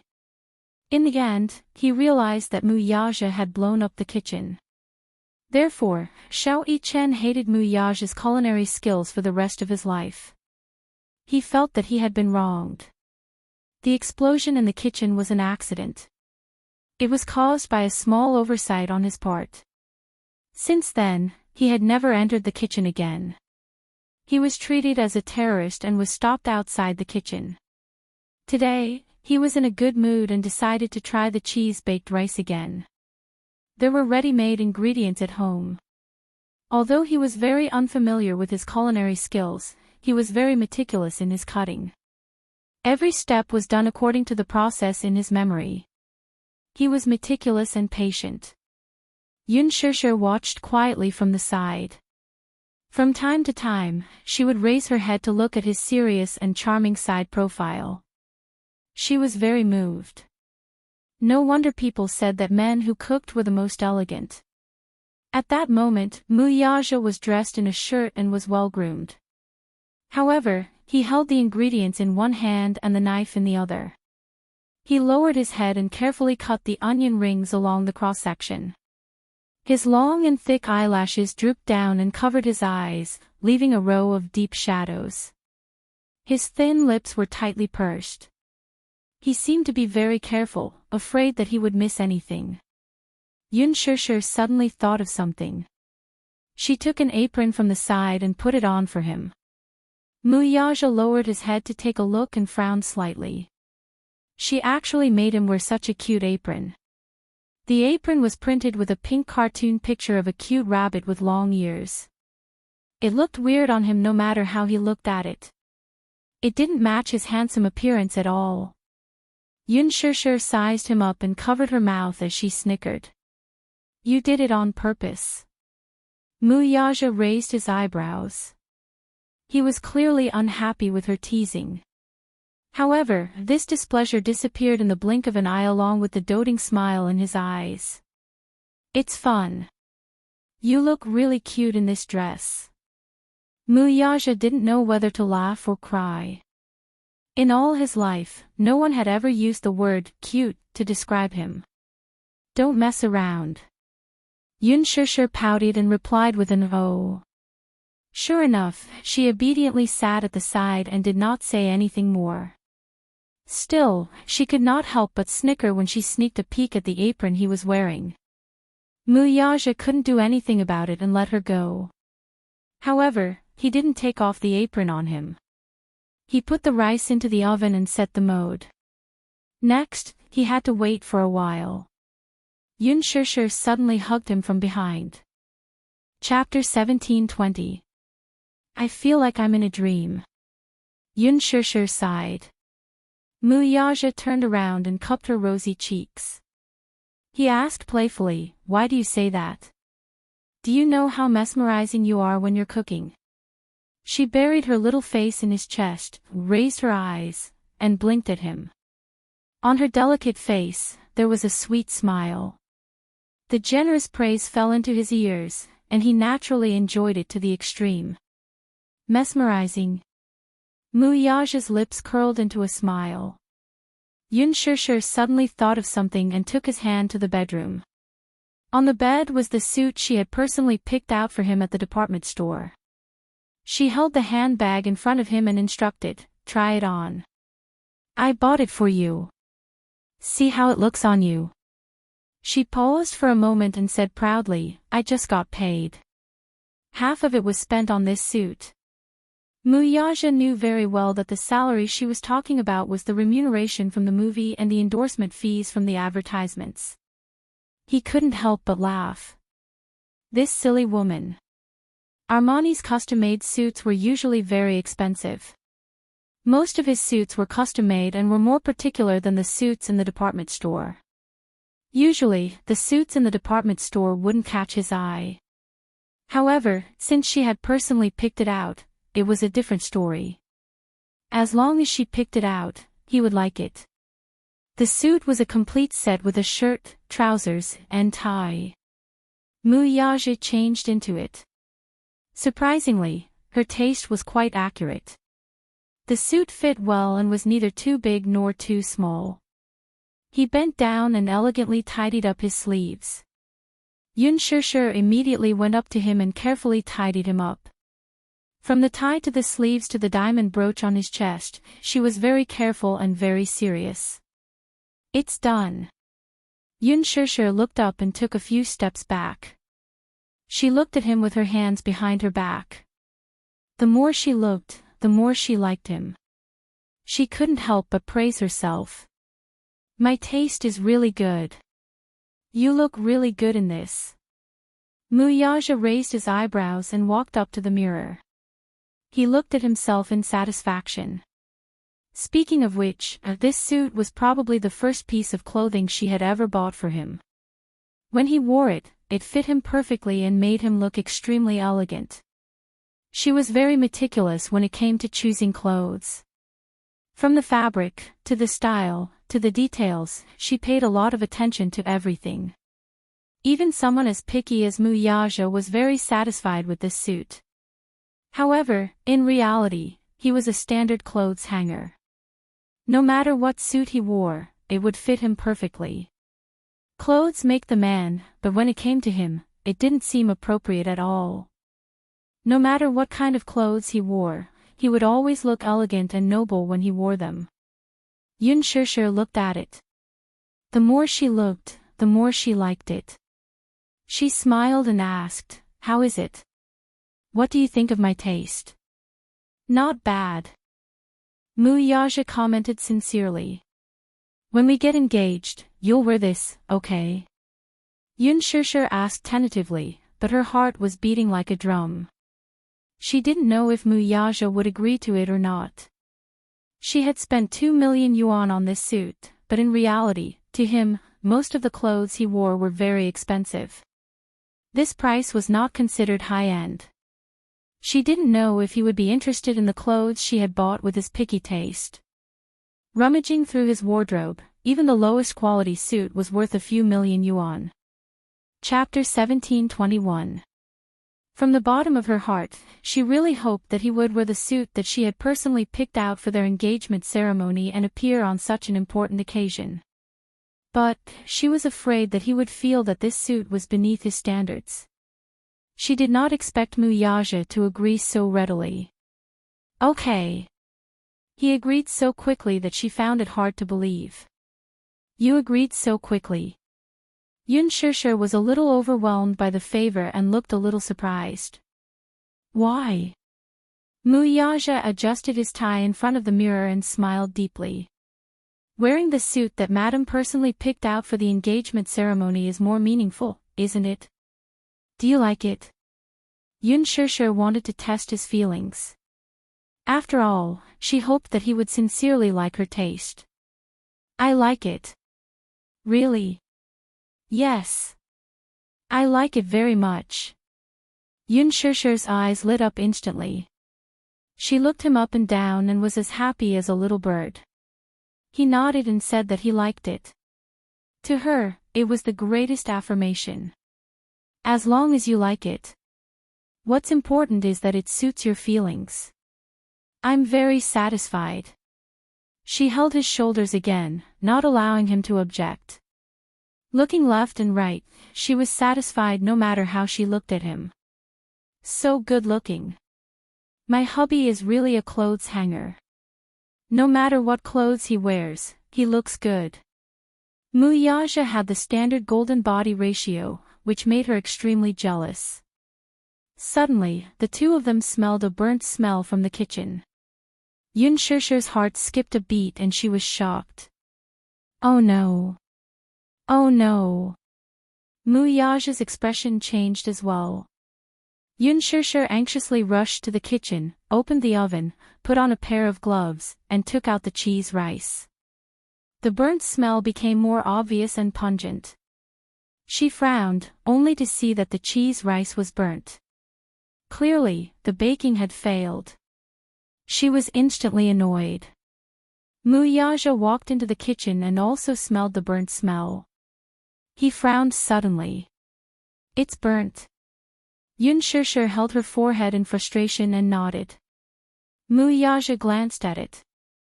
The baking time had exceeded and the rice was already burnt. The two of them looked at each other. A question suddenly popped up in Yun Shishir's mind. Who did you inherit her cooking genes from? A good cheesy rice was actually burnt by them. It looked like the two of them did not have the talent to cook. You must have gone through a genetic mutation. What should we do? Muyaja asked. Yun Shishir was confused. Why was she blaming her? It was obvious that he wasn't attentive and forgot the time. If you weren't in such a hurry to get me to try on the suit, things wouldn't have turned out this way. When he said that, Yun Shishir realized her sin. She immediately lowered her head guiltily, like a child who had made a mistake. She stood there helplessly, obviously feeling very guilty. I didn't do it on purpose. She was so focused on the suit, admiring it with satisfaction that she forgot that there was still something roasting in the oven in the kitchen. Muyaja couldn't help but blame her. Little rascal, it's all your fault. Tell me, you ruined my supper. How are you going to make it up to me? Yun Shishir felt even more guilty. She couldn't help feeling guilty when she thought about how he had been in meetings for so long and how his supper was ruined because of her. Chapter 1722. Muyaja chuckled inwardly at her guilty expression.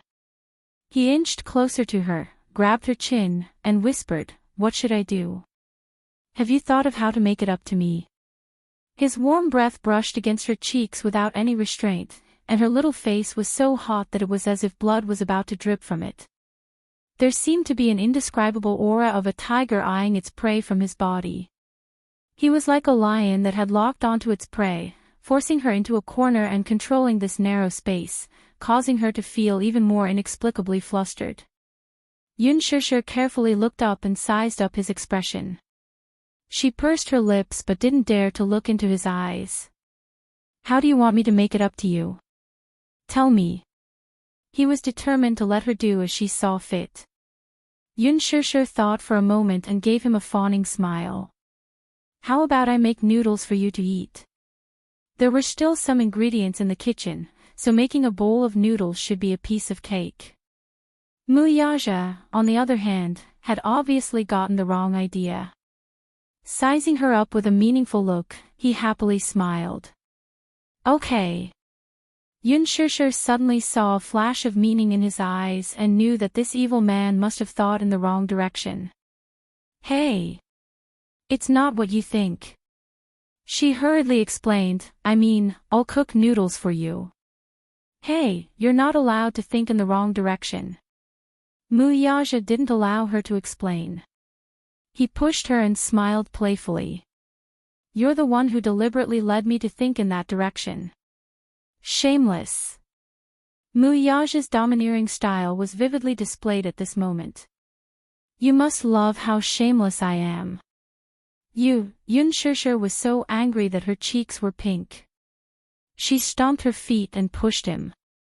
Stop fooling around. I'll go cook noodles for you. With that, she pushed him away and walked towards the fridge. Muyaja tugged her arm and pulled her into his embrace. In the moment she struggled, he bent down and kissed her delicate lips. I don't want to eat noodles. I want to eat you. He pressed his lips against hers and breathed out a sentence. What followed was an endless kiss. Soft and charming, he was extremely infatuated with her sweet scent. He kissed her deeply and couldn't bear to let go of her for a long time. The interaction between their lips and teeth outlined the primitive impulse hidden deep in their hearts. Yun Shishir tried her best to suppress the rising desire in her heart. After struggling for a while, under his continuous attacks, she hurriedly retracted her drifting thoughts. Don't, okay. He easily interrupted her and corrected her. Yun Shishir, on the other hand, did not know whether to laugh or cry. Stop fooling around. You didn't eat dinner. It's not important, interrupted the man, not allowing her to object. What if the stomach disease acts up again? It's not important. Muyaja, if your stomach acts up, it'll be very uncomfortable. It's not important. Muyaja held her face intimately and kissed her lips again and again. He looked at her affectionately. The most important thing now is you. With that, he carried her bridal style into the bedroom and closed the door. A minute later, Yu tiptoed out of the room and glanced disdainfully at the master bedroom, muttering inwardly, dirty, dirty, dirty, dirty, dirty. Shame on you. Daddy is getting dirtier. He couldn't listen to it anymore. Chapter 17:23. He woke up in the middle of the night and wanted to go to the bathroom. Just as he opened the door, he saw the two entwined figures in the kitchen, so he tactfully closed the door. It was only when Muyaja carried Yun Shishir into the bedroom that he came out and went to the kitchen. Looking at the mess in the kitchen, he sighed and quietly cleaned it up. Seriously. She was already a grown-up, yet she was still so troublesome. She made a mess in the kitchen and he had to clean up the mess. He really could not do anything about them. Despite his disdain, Yu still cleaned up the kitchen. In the end, he resisted the urge to eavesdrop. He came out of the bathroom, went to the bedroom, and went to bed. However, on this night, a certain woman was tormented miserably. A certain energetic man was not willing to stop until the wee hours of the morning. She was so tormented that her toes were trembling when she got out of bed. In the end, she was still shamefully dependent on him. He carried her to the bathroom and cleaned her up. She still had to film a scene tomorrow, so she begged him not to leave too many marks on her body. Although the man restrained himself a little, he still left some ambiguous kiss marks on her body. Yun Shishir was extremely vexed. She only felt that tomorrow, she would have to sneak into the room with the props and costumes, just like before. Ever since that day when Muyaja brought Yu back to the Mu family and officially announced his identity, the Mu family was in an uproar. There was a lot of discussion about Muyaja's actions, especially after he announced that Yun Tianyu would be the future successor of the Mu group and that he would focus on grooming him. This caused a lot of panic and uproar among the Mus. The bloodshed hidden in the dark was already ready to make a move. Muyaja was very strict about protecting Yu. Even after announcing his identity, he tried his best to prevent him from being exposed in front of the media. Hence, he did not hold a press conference to protect him. Still, this matter quickly spread to the Song family. Song Anya was even more incredulous when she learned about it. What? Brother Mu actually wants to make that illegitimate child the heir. Then, wouldn't that allow Yun Shishir's scheme to succeed? In Song Anya's eyes, Yun Shishir was an extremely scheming woman. On the surface, she looked innocent and harmless, like a pure and innocent little bunny. However, it was often people like her who were the most unfathomable. She had used the opportunity of surrogacy to give birth to 2 children. She had secretly kept one of the children by her side and nurtured it. Now that the child had been recognized by the Mu family and had been made the heir, it was only a matter of time before she was recognized by the Mu family. Wasn't this exactly what Yun Shishir wanted? Wasn't all of her painstaking planning for this day? Just like the royal family in ancient times, if her son was made the heir, then wouldn't she be able to fly up the tree and become a phoenix? Oh my God! What a flawless plan! This Yun Shishir's methods were really impressive. Half of her ambition had already been realized. She and Brother Mu had registered their marriage, and she was only a step away from entering the Mu family. Song Anya was even more anxious and could no longer hold herself back. Chapter 1724. Minyu, on the other hand, stood at the side in trepidation. Song Anya had barged into the CEO's office without any explanation. Due to her status, he could not be too harsh on her, but he did not expect that she would refuse to leave after staying in the office for so long. Song Anya, who was sitting on the sofa in a daze, stood up excitedly the moment she saw Mu Yaja return and called out, "Brother Mu." Perhaps due to her hesitation and agitation, she broke her voice the moment she opened her mouth, which was rather strange. Her lack of restraint caused Min Yu to silently criticize her. She's the mayor's daughter, after all. How can she barge into the CEO's office with such fanfare and refuse to leave? She's too immoral. What would it look like if word got out? The main thing was that she had implicated the CEO and would inevitably be criticized. When Mu Yaja saw her, he frowned and walked straight to his desk. After putting down the documents, he sat down and asked coldly, "Why are you looking for me?" I called you, why didn't you pick up?" "I was in a meeting." "Have you been in a meeting all day?" she asked with some dissatisfaction. Her tone was like that of a wife who was questioning her husband for not picking up her calls. It would be normal for her to ask such a question to Yun Shishir, but it was inappropriate for her to ask such a question given her status. Song Anya, however, did not notice it at all. Mu Yaja looked up at her with some dissatisfaction but did not say anything in the end. "Yes. Are you that busy? It's the end of the year, and the cases are piling up."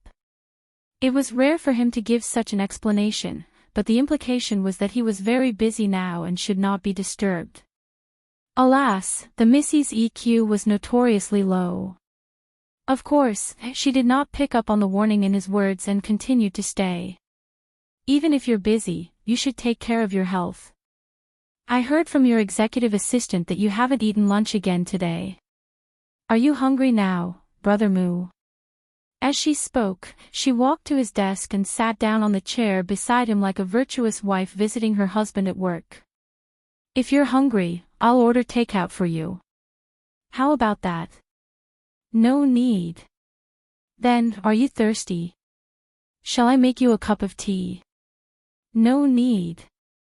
She pouted in dissatisfaction. "What exactly do you need, then?" Mu Yaja looked up at her and said meaningfully, "I need silence." Song Anya felt awkward the moment she heard that. After a long silence, she said with some grievance, "I don't want to disturb you at work, but there's something I need to hear from you personally." "Speak." Mu Yaja's words were concise and comprehensive. She pondered for a moment before carefully probing, "Brother Mu, are you married to Yun Shishir?" As soon as she finished speaking, she saw Mu Yaja's expression darken. A cold glint flashed across his eyes. He raised his head and his cold gaze fell upon her, but there was a hint of displeasure in it. Song Enya, did you investigate me? He had never called her by her name, but this was the first and only time he had done so.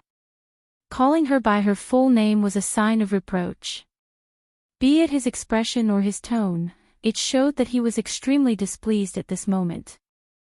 Chapter 17:25. Seeing that the situation had reached a stalemate, Minyu felt awkward. He was also someone who knew how to judge the situation. Sensing that something was amiss, he quietly retreated from the office and closed the door behind him. At this moment, only Mu Yaja and Song Enya were left in the spacious office. Without the presence of an outsider like him, Song Enya completely put down her airs as a missy and begged for his forgiveness. Brother Mu. I'm sorry. Don't misunderstand, I didn't investigate you on purpose. Song Enya explained helplessly in an attempt to appease his anger. However, Mu Yaja's face grew colder as he looked at her. His cold gaze made her feel somewhat unfamiliar. Mu Yaja's thin lips parted slightly, but his tone was extremely cold. If you didn't investigate on purpose, then you investigated me. Song Enya found it hard to defend herself. She bit her lower lip, feeling conflicted. Mu Yaja coldly said, Song Enya, I'm warning you, whether I'm married or not, and who I marry, is none of your business. If you have the energy, spend it on other things. Brother Mu, how can you say that? Song Enya was angry and aggrieved. Her eyes were red and moist as she glared at him with tears in her eyes. I'm just concerned about you. Mu Yaja reprimanded in a deep voice, I don't need this kind of concern. Song Enya was stunned as if she had been struck by lightning. Mu Yaja's handsome eyes were cold as he stared at her. Just one look from him was enough to pierce her skin. His thin lips moved slightly, but his voice was as cold as winter snow. It could freeze one's blood in an instant. Have I been too doting on you all this time? Is that why you're so arrogant that you don't care about propriety when you do things? I might be confused because of my concern, but Brother Mu, what bad intentions can I have toward you? You didn't even tell me that you're married. You didn't even give me a chance to give you my blessings. Will you give me your blessings if I tell you? Mu Yaja did not believe her words. Those were just excuses. How could he not know what she was thinking about him? Ever since that incident, he had distanced himself from her. Whether it was her calls or texts, he ignored them and pretended not to see them.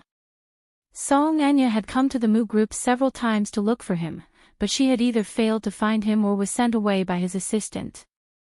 He deliberately distanced himself from her because, first, even though he had always doted on Song Enya and treated her as his biological sister, no matter how close their relationship was, he would not let anyone who hurt Yun Shishir get off lightly. Secondly, Yun Shishir did not like Song Enya. Even if she did not say it, she did not mind.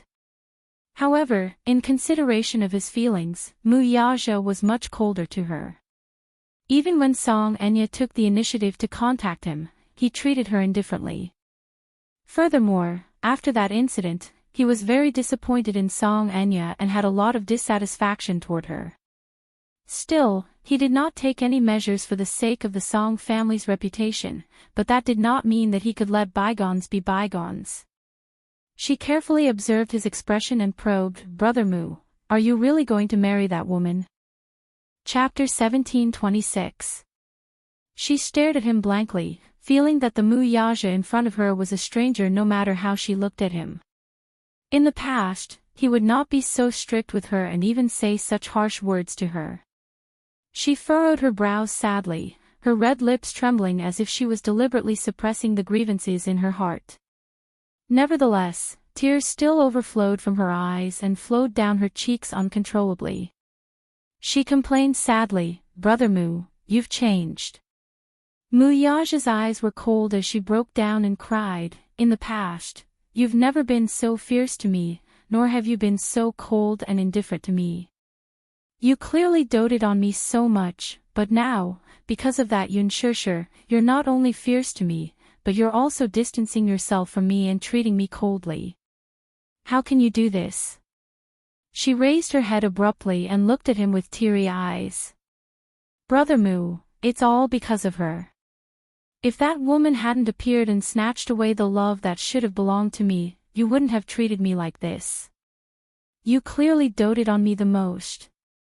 But now, it was as if he had been bewitched by that Yunshusher.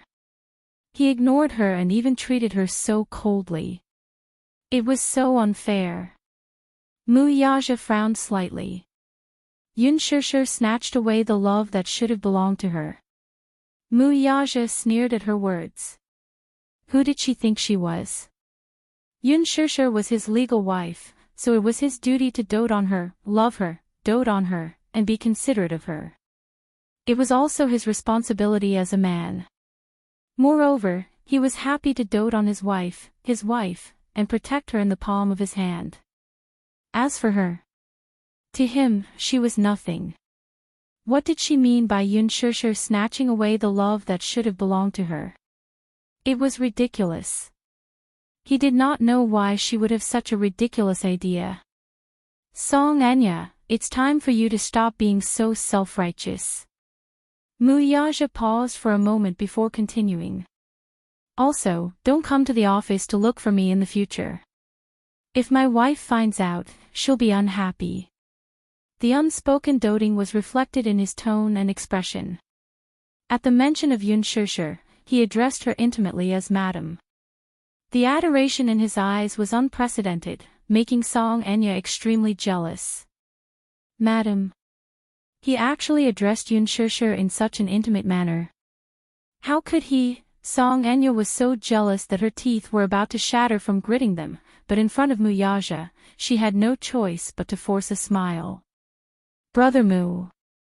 Some women aren't like what you see. Maybe, on the surface, she looks innocent and harmless, but in reality, she's very shrewd. Do you think she truly loves you? After a pause, she continued as if she did not notice Mu Yaja's darkening face. You're the head of the Mu family and the CEO of Dishing Financial Group. Do you really think she's with you just because she wants to be with you? I've long suspected that her motives were impure. Now, there's news from the Muse that you've announced that Yun Tianyu will be the successor of the Mu Group. Isn't this exactly what she wants? She's been scheming for 7 years, isn't it all for this moment? Could it be that you really can't tell that all of this is because of her ambition? Brother Mu, wake up. Don't be blinded by this woman. Shut up. Chapter 1727. Brother Mu, how dare you ask me to get lost? Song Enya asked in a daze, her eyes widening in disbelief. She did not expect that Mu Yaja would say such cruel words to her for Yunshusher. Shut up and get lost. He actually asked her to get lost. Why? She was reminding him out of goodwill. After all, in a circle like the entertainment industry, materialistic and extravagant, women from the entertainment industry were more or less shrewd. What about him? He did not listen to her advice and instead asked her to get lost. Song Enya was aggrieved and heartbroken. Even though she bit her lower lip hard, bean-sized tears still flowed uncontrollably from her eyes. Mu Yaja, on the other hand, was disgusted by her pitiful appearance. In the past, he might have felt some pity for her, but now, he felt extremely disgusted by her. Get lost, I don't want to see you. Brother Mu. Song Enya was aggrieved and embarrassed. She stared at him with tears in her eyes, her face full of uneasiness. Only women understand women the best. The Yunshusher you see, the innocent and beautiful woman you see, is just an illusion. She's an actress, and her acting skills are so good. Everything she shows in front of you is just an act. How can there be such a naive woman? She's just putting on an act. She's obviously using someone else's womb to give birth and hiding the child by her side in a dignified manner. She's scheming so that she can rely on her child's status in the future. Crash. Muyaja finally lost his patience. He grabbed the teacup beside him, raised his wrist, and splashed the tea in the cup on Song Enya's face. Minyu had brewed and cooled the tea for him before he had a meeting. The tea was still warm. It splashed all over her exquisitely made-up face. The steeped tea leaves stained her face, eyelashes, and lips, making her look extremely pathetic. Song Enya was stunned for a moment. The moment she was splashed with tea, her mind went blank and stopped working. However, when she came back to her senses, a huge sense of grievance washed over her, as if it was the end of the world. Great grief welled up in her heart. The corners of her lips twitched a few times, and her chest heaved up and down with sorrow. Tears gushed out uncontrollably. She was hurt by the person she loved the most and was even mercilessly humiliated. How exactly did she feel? At that moment, Song Enya even had the urge to die. In her heart, Muyaja was a godlike existence, whom she had always respected and admired, but reality gave her a hard slap. Brother Mu. How dare he humiliate her like this? However, the Missy's first reaction was not to feel humiliated but to feel uneasy and fearful. Did he hate her? No, she couldn't hate him. Song Enya looked at him with teary eyes, seemingly wanting to say something. Loving someone who did not love him, loves him. However, the saddest thing was that the man she loved would never turn around to look at her even though she was already in the dust. She did not beg him to like her, though. She was willing to silently protect him for the rest of her life, even if she did not have a status. She would rather Muyaja's fiancé be Mu Wanru. At least, Mu Wanru and him would be husband and wife without any status. At least, he did not have any woman in his heart. Chapter 1728. To put it bluntly, no one else could have what she could not have either. Song Enya bit her lower lip tightly as the tea on her face slid down the wrinkles on her skin. More than half of her meticulously applied makeup was ruined by the impact of the tea. She lowered her head, her face ashen and filled with despair and grievance. She did not want him to see her in such a sorry state, so she said with a dead heart, Brother Mu. It seems that I've disturbed you. I'll leave first. I'll look for you next time. With that, she stood up, pushed the chair away, and turned to retreat toward the door. Muyaja, however, said coldly behind her, My wife doesn't like you, so don't come looking for me in the future. Song Enya's heart trembled when she heard that. She turned around abruptly and stared at him for a long time. Her face was pale, but the corners of her lips curled up as tears gushed out uncontrollably. Brother Mu, don't be angry with me. Okay. I'll be obedient, okay? I'll listen to you obediently. I won't come looking for you until you've cooled down, okay? I beg you, don't abandon me. If he really hated her from now on, it would be like the end of the world for her. Song Enya cried helplessly like a child. If it were in the past, Muyaja's heart would probably soften because of this. However, looking at her now, more than half of her exquisite makeup was ruined, revealing her original bare face. On the surface, she looked innocent and harmless. When he thought of the things she had done behind his back and hurt Yunshishir, he could no longer feel heartache for her. Perhaps, when there was someone important enough in his heart, others would seem unimportant. He did not care what this woman, whom he had doted on since they were young, would think of him because of his outburst this time. He did not value her. As long as his woman did not like someone, he would not come into contact with them. Muyaja ignored her. He lowered his head coldly and made a call to Minyu to clean up the mess in his office. Minyu had just pushed open the office door when he was startled to see Song Enya's ghastly pale face. He patted his chest, obviously frightened, but he couldn't show it on his face. To be honest, Song Enya's current state was rather pitiful. Her originally pretty face and exquisite makeup had been splashed all over with tea leaves on her face, making her look extremely miserable. What was more disgusting was, it turned out that Song Enya's beautiful looks were all done with makeup. Half of her face had taken off her makeup, and she no longer had any spiritual energy. She looked plain and ordinary. It seemed that the so-called beauties were just packaged at a later stage. The so-called socialites of the capital, the daughter of the mayor, were just ordinary people. Clean up the table, Mu Yaja ordered. After that, he stood up, picked up the document, and walked to the door. Min Yu stood to the side obediently and made way for him. When they reached the door, the Missy's lips trembled slightly as she tentatively reached out to grab his sleeve. Mu Yaja, however, seemed to have eyes on the back of his head as he evaded her ruthlessly with an expressionless face. Song Enya reached out to grab air and watched helplessly as he slammed the door and left. The loud bang seemed to show how displeased he was.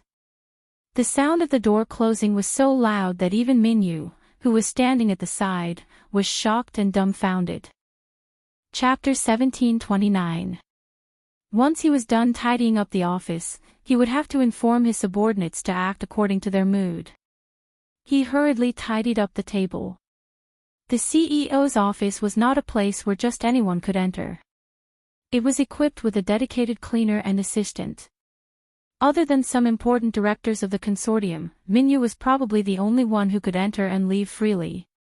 He was also the one who delivered the important documents. After Mu Yaja slammed the door and left, Song Enya seemed to have lost all her strength. She slowly fell to the floor and sobbed sadly. After he was done tidying up the table, he turned around and saw her sitting helplessly on the floor, covering her face and crying sadly. He walked over and asked kindly, "Miss Song, should I get someone to send you back?" He kindly reminded her, "Miss Song." Song Enya, who was already in a state of despair, was annoyed by his repeated disturbances. She raised her head and yelled, "Don't bother about me." Minyu frowned, angered by her rudeness. However, given his status, he could not be calculative with her. He smiled elegantly and calmly said, "If you feel sad, you can find a corner and cry. At least think of a way to clean yourself up first. You look quite ugly like this. Besides, you're disturbing me by sitting here." "What?" "The boss has a serious case of misophobia. You're dirty, so don't dirty the office. He'll be angry again when you come back," he said expressionlessly. "You." Song Enya could hear the sarcasm in his words. She raised a brow and glared at him angrily. He smiled slightly but was not afraid of the threat in her eyes. He said coldly, "Please leave, okay? Okay. Okay. You're all chasing me away, right? I'll leave." With that, she got up and made to leave. Minyu called out from behind, "Please wait a moment." She turned around. "What do you want now? Don't forget your bag." He passed her Gucci handbag to her. She was flustered and exasperated. Snatching the bag from his hand, she turned around and slammed the door behind her. After she returned home, she locked herself in her room and did not come out. When Song Yunshi came back, she knocked on the door, but no one answered. He didn't know what had happened today, but he vaguely sensed that his sister was in a bad mood. It was more or less related to Uncle Mu. However, he was exhausted from dealing with this matter. This younger sister of his was all right in other aspects, but her temper was especially stubborn. Once she set her mind on something, she would insist until her head bled and she would not change her mind. It was also that night that she decided to take a risk. Since she could not get Brother Mu, she would not hesitate to resort to some despicable means. Of course, this was all in the future. News of Mu Yaja's marriage soon reached Mu Linfeng's ears. Mu Linfeng had a wide network of connections in both the underworld and the underworld. Hence, his nephew's marriage could not be kept a secret from him for long. When he found out that Mu Yaja had registered his marriage with Yun Shishir without telling the rest of the Muse, he was furious. What did it mean to register their marriage?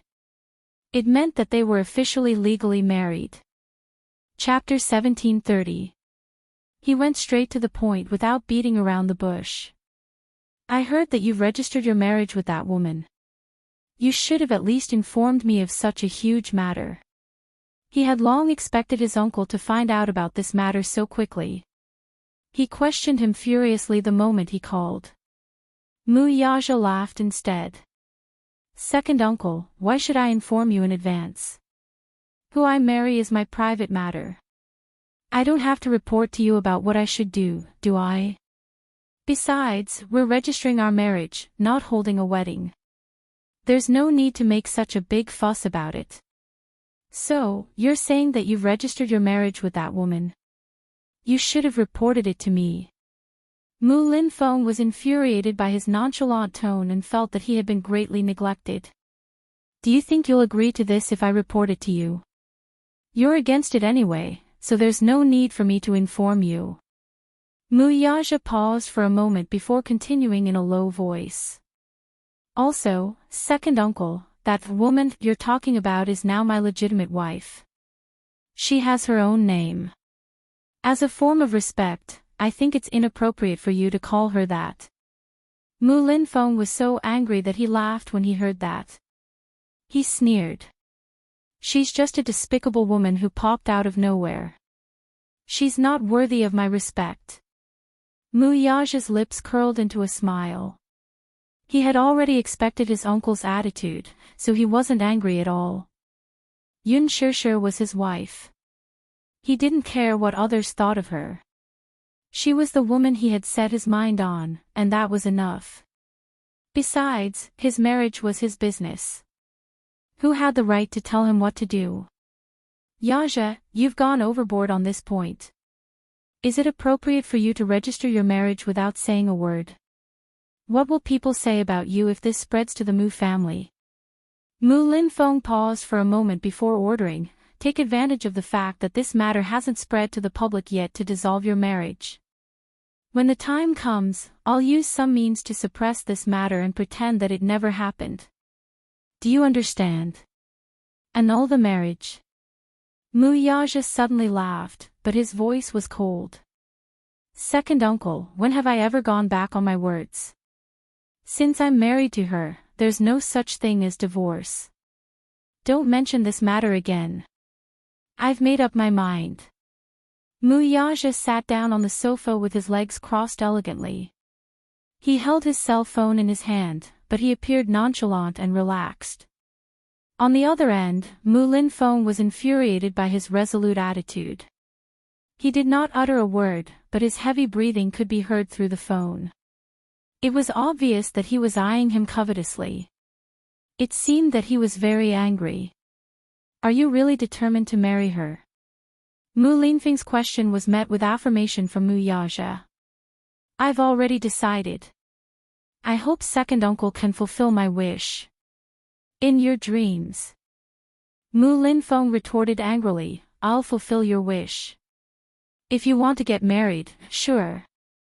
However, it couldn't be that woman of unknown origin. You've been getting more and more out of hand recently. First, you suddenly brought back a child and announced his identity as the successor. Then, you registered your marriage with this woman. Are you out to ruin the Mu family's reputation? Ruin the family's reputation. Chapter 1731. Second uncle, didn't you ask me to get married as soon as possible? Now that I've fulfilled your wish, I'm marrying a wife, having a child, and holding a grand wedding in the future. Yu is very outstanding and smart. With some training, she'll definitely become a great talent in the future. She'll surpass her master and be a better successor than me when she grows up. As for Yun Shishir, she's gentle and skilled. I owe her a lot and don't want to mistreat her anymore. Ha! You don't want to mistreat her, so you're sacrificing the Mu family's reputation. You even said that you want to hold a grand wedding. I think you're determined to throw the Mu family's reputation to the ground.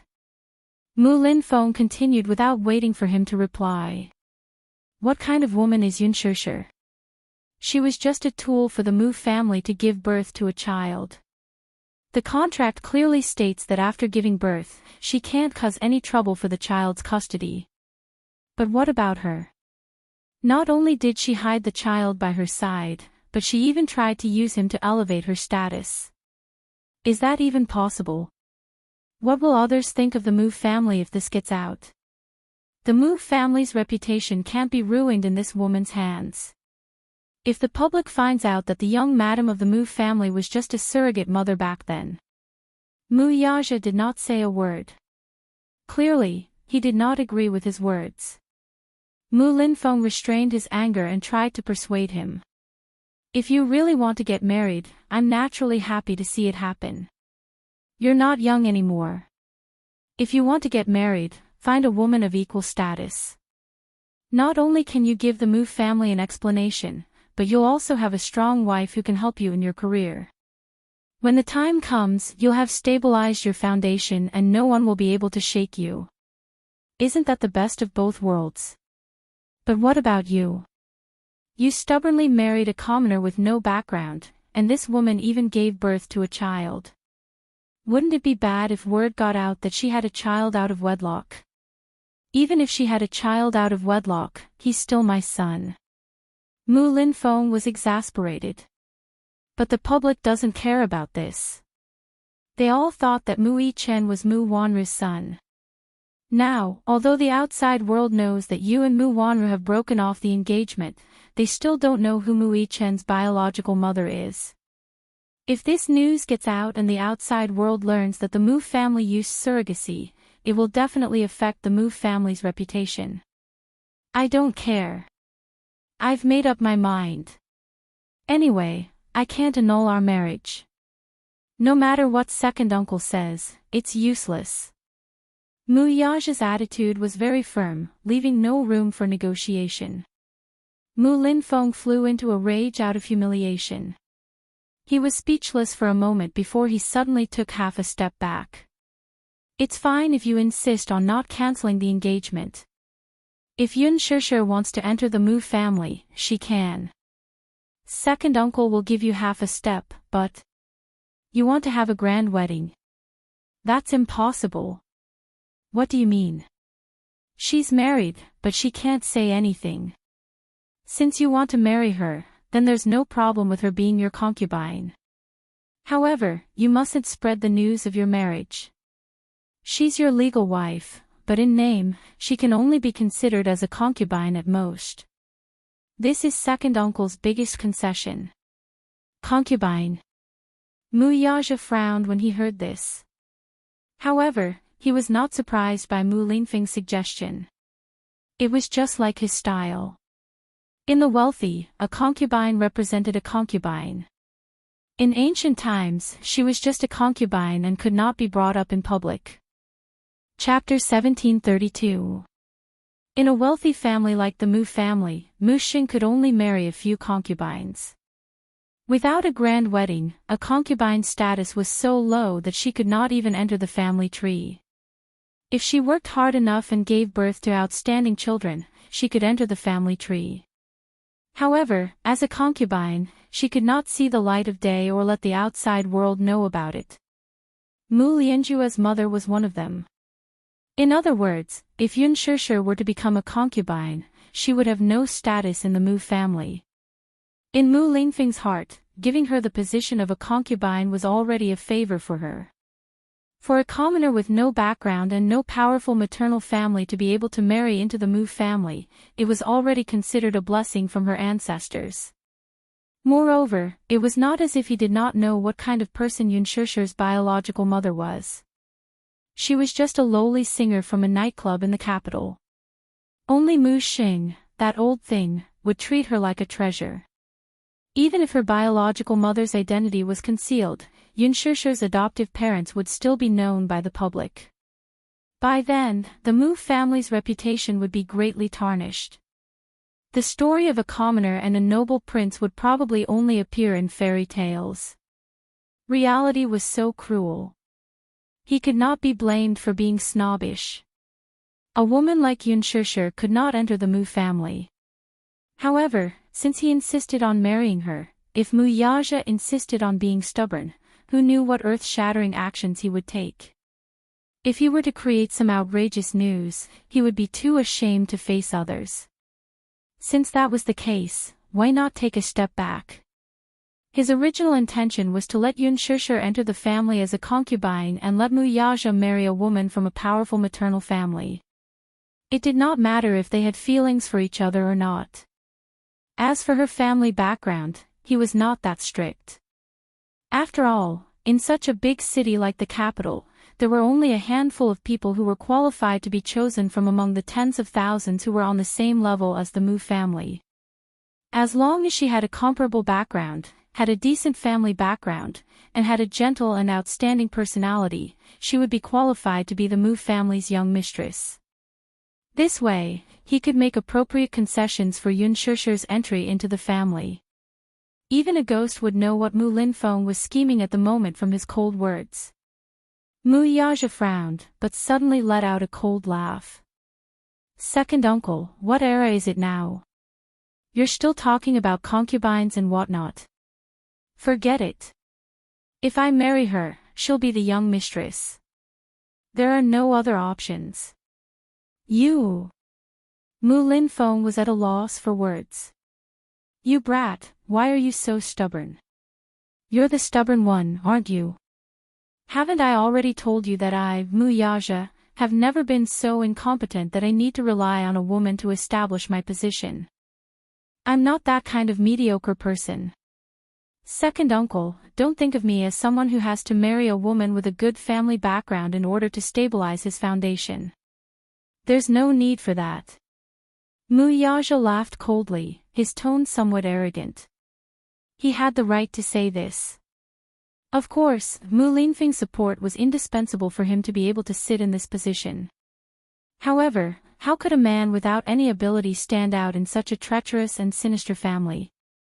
Chapter 1733. He was extremely confident and conceited. One could even say that he was proud of himself. He believed in his own abilities and didn't need to use marriage to secure his position. He despised such methods the most. Mu Linfeng was about to go mad with anger. This rascal was the worst at this. You insist on doing this. Can't you listen to my advice? Marriage is a matter of parents' orders and matchmakers' words. How can you treat it as child's play? Your parents aren't around now, and as your elder, I'm giving you some advice. How can you not listen? Second uncle, you should know who's the head of the Mu family now. Mu Yaja reminded him coldly. Mu Linfeng choked on his words. Since I'm the person with the highest authority in the Mu family, do I need others to decide my marriage and who I marry? Your era is over. It's my era now. You have no right to interfere with what I want to do. After a pause, he said, that's enough. It's useless to say more. You don't have to say too much either, lest you hurt our relationship. Ha! His words were mocking and didn't give him any face. He didn't want to argue with this stubborn old man either. Mu Linfeng was so angry that he was about to have a stroke. He panted heavily on the other end as if he was about to pass out. After a long silence, he said angrily, fine. You're stubborn. You're the most stubborn. If you don't like my idea, it's obvious that you don't care about me. Ha ha. You're the head of the family, so you have the most seniority, right? I think you're really arrogant now that you're the head of the family. So much so that you don't care about me now. You really don't know what's good for you. If you're so capable, you can get married. If you want to hold a wedding, don't use the Mu family's capital. You can't touch a single cent of the company's accounts either. Let's see what you're capable of after leaving the Mu family. With that, Mu Linfeng hung up angrily. Mu Yaja tossed his phone aside, clearly indifferent. At night, Mu Yaja made an appointment with Lu Jinyu. Rather than calling it an appointment, it was more like a summon. The meeting was at a private clubhouse.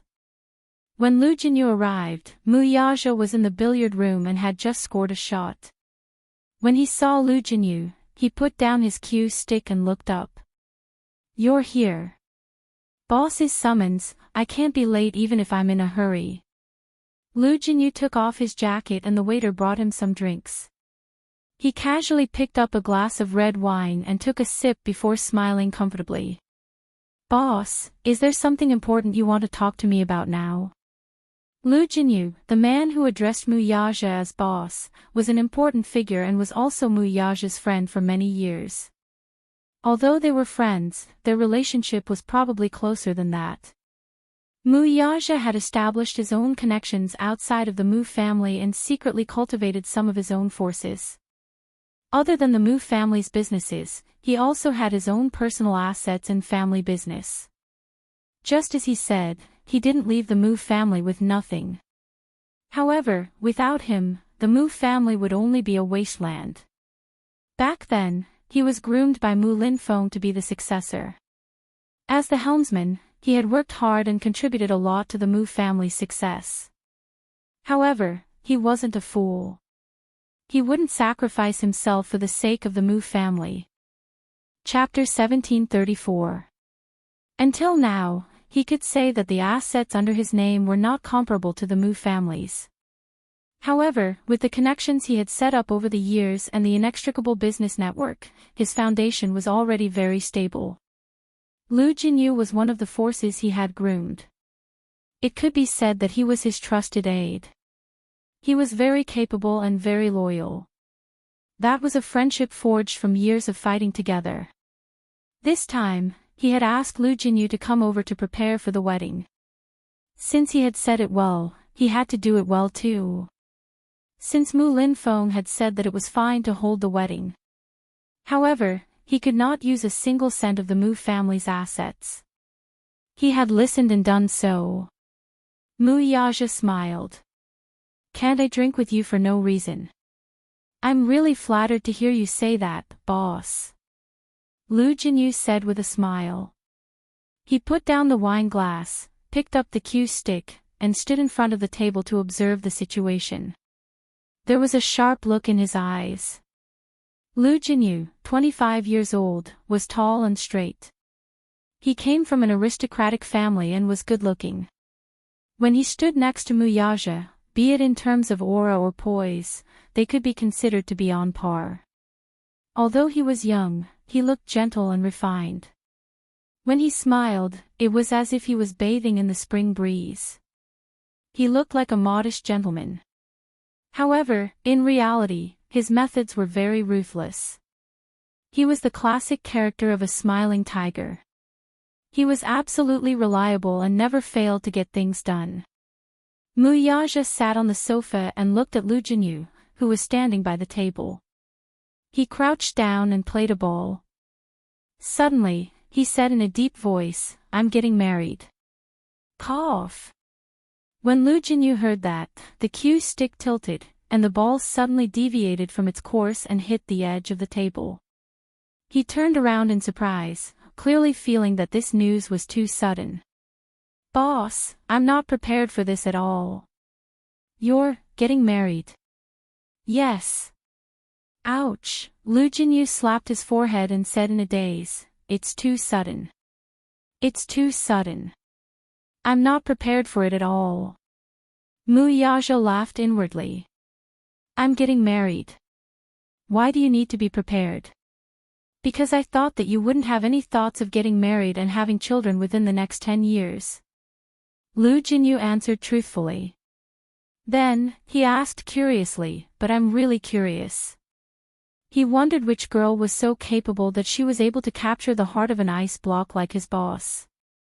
"I really admire you, really admire you." In Lu Jinyu's eyes, Mu Yaja was a typical abstinent man. He had never seen any woman by Mu Yaja's side since they met. There were many who flocked to him like a flock of ducks, but none of them caught his eye. He was an ambitious person, and all his heart was placed on expanding his business. He had once silently wondered if there was such a problem with his boss's sexual orientation. He was even a little worried about his own safety. But boss, now that you have a woman, I'm relieved. Lu Jinyu breathed a sigh of relief. Mu Yaja frowned. What do you mean? Nothing. Lu Jinyu hurriedly denied it. He could not let him know that he had once doubted his sexual orientation. Otherwise, what a tragic end. Boss, which girl is she? Why don't you introduce her to me another day? Mu Yaja snorted. There's no need for that. Chapter 1735. His heart was a little hurt. Boss, you're being too petty with your words. As your brother, I'd like to meet my sister-in-law. At the same time, I'd like to see what a magnanimous lady she is to be able to subdue an ice block like you. You'll have plenty of opportunities when the time comes. You'll be able to see her at the engagement ceremony very soon. At the mention of Yun Shishir, Mu Yaja's lips could not help but curl into a gentle smile. It was a casual and gentle smile that had never been seen before.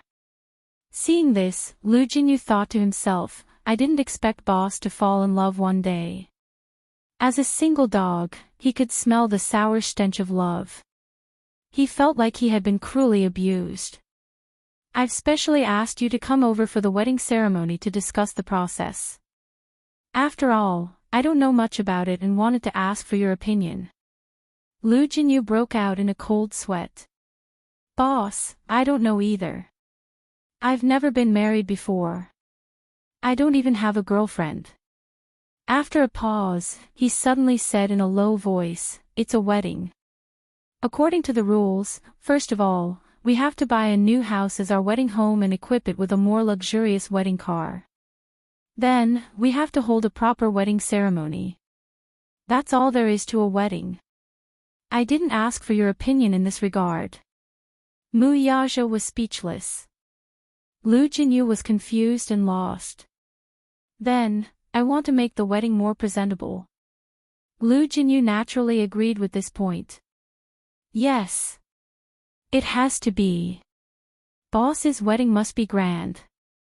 There's no doubt about that.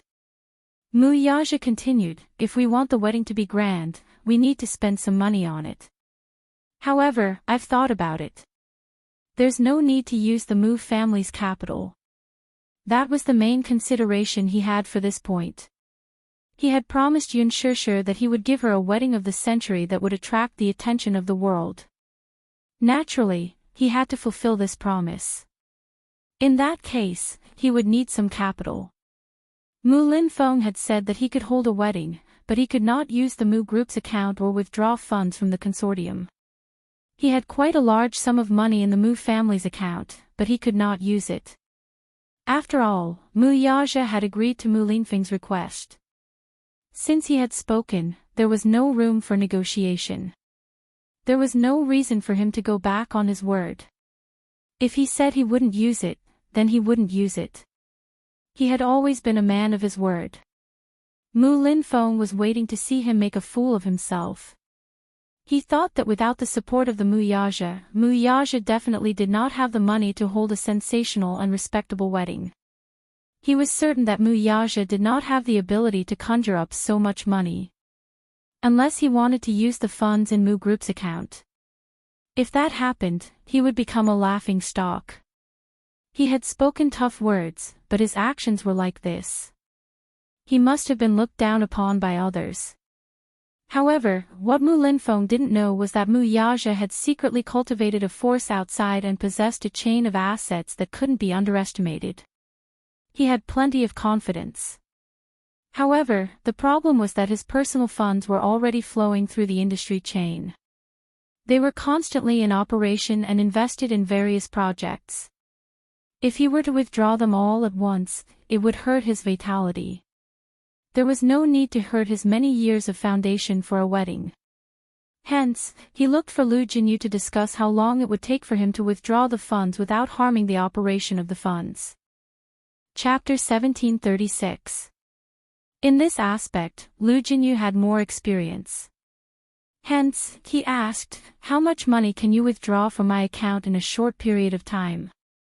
Lu Jinyu was stunned for a moment, unable to react. Boss, do you mean, you want to use your own funds to hold the wedding? Yes. Why? Lu Jinyu didn't understand. If they got married, the Mu family had a lot of assets in their account. It wouldn't be a problem to prepare a few 100 million yuan overnight, let alone in a short period of time.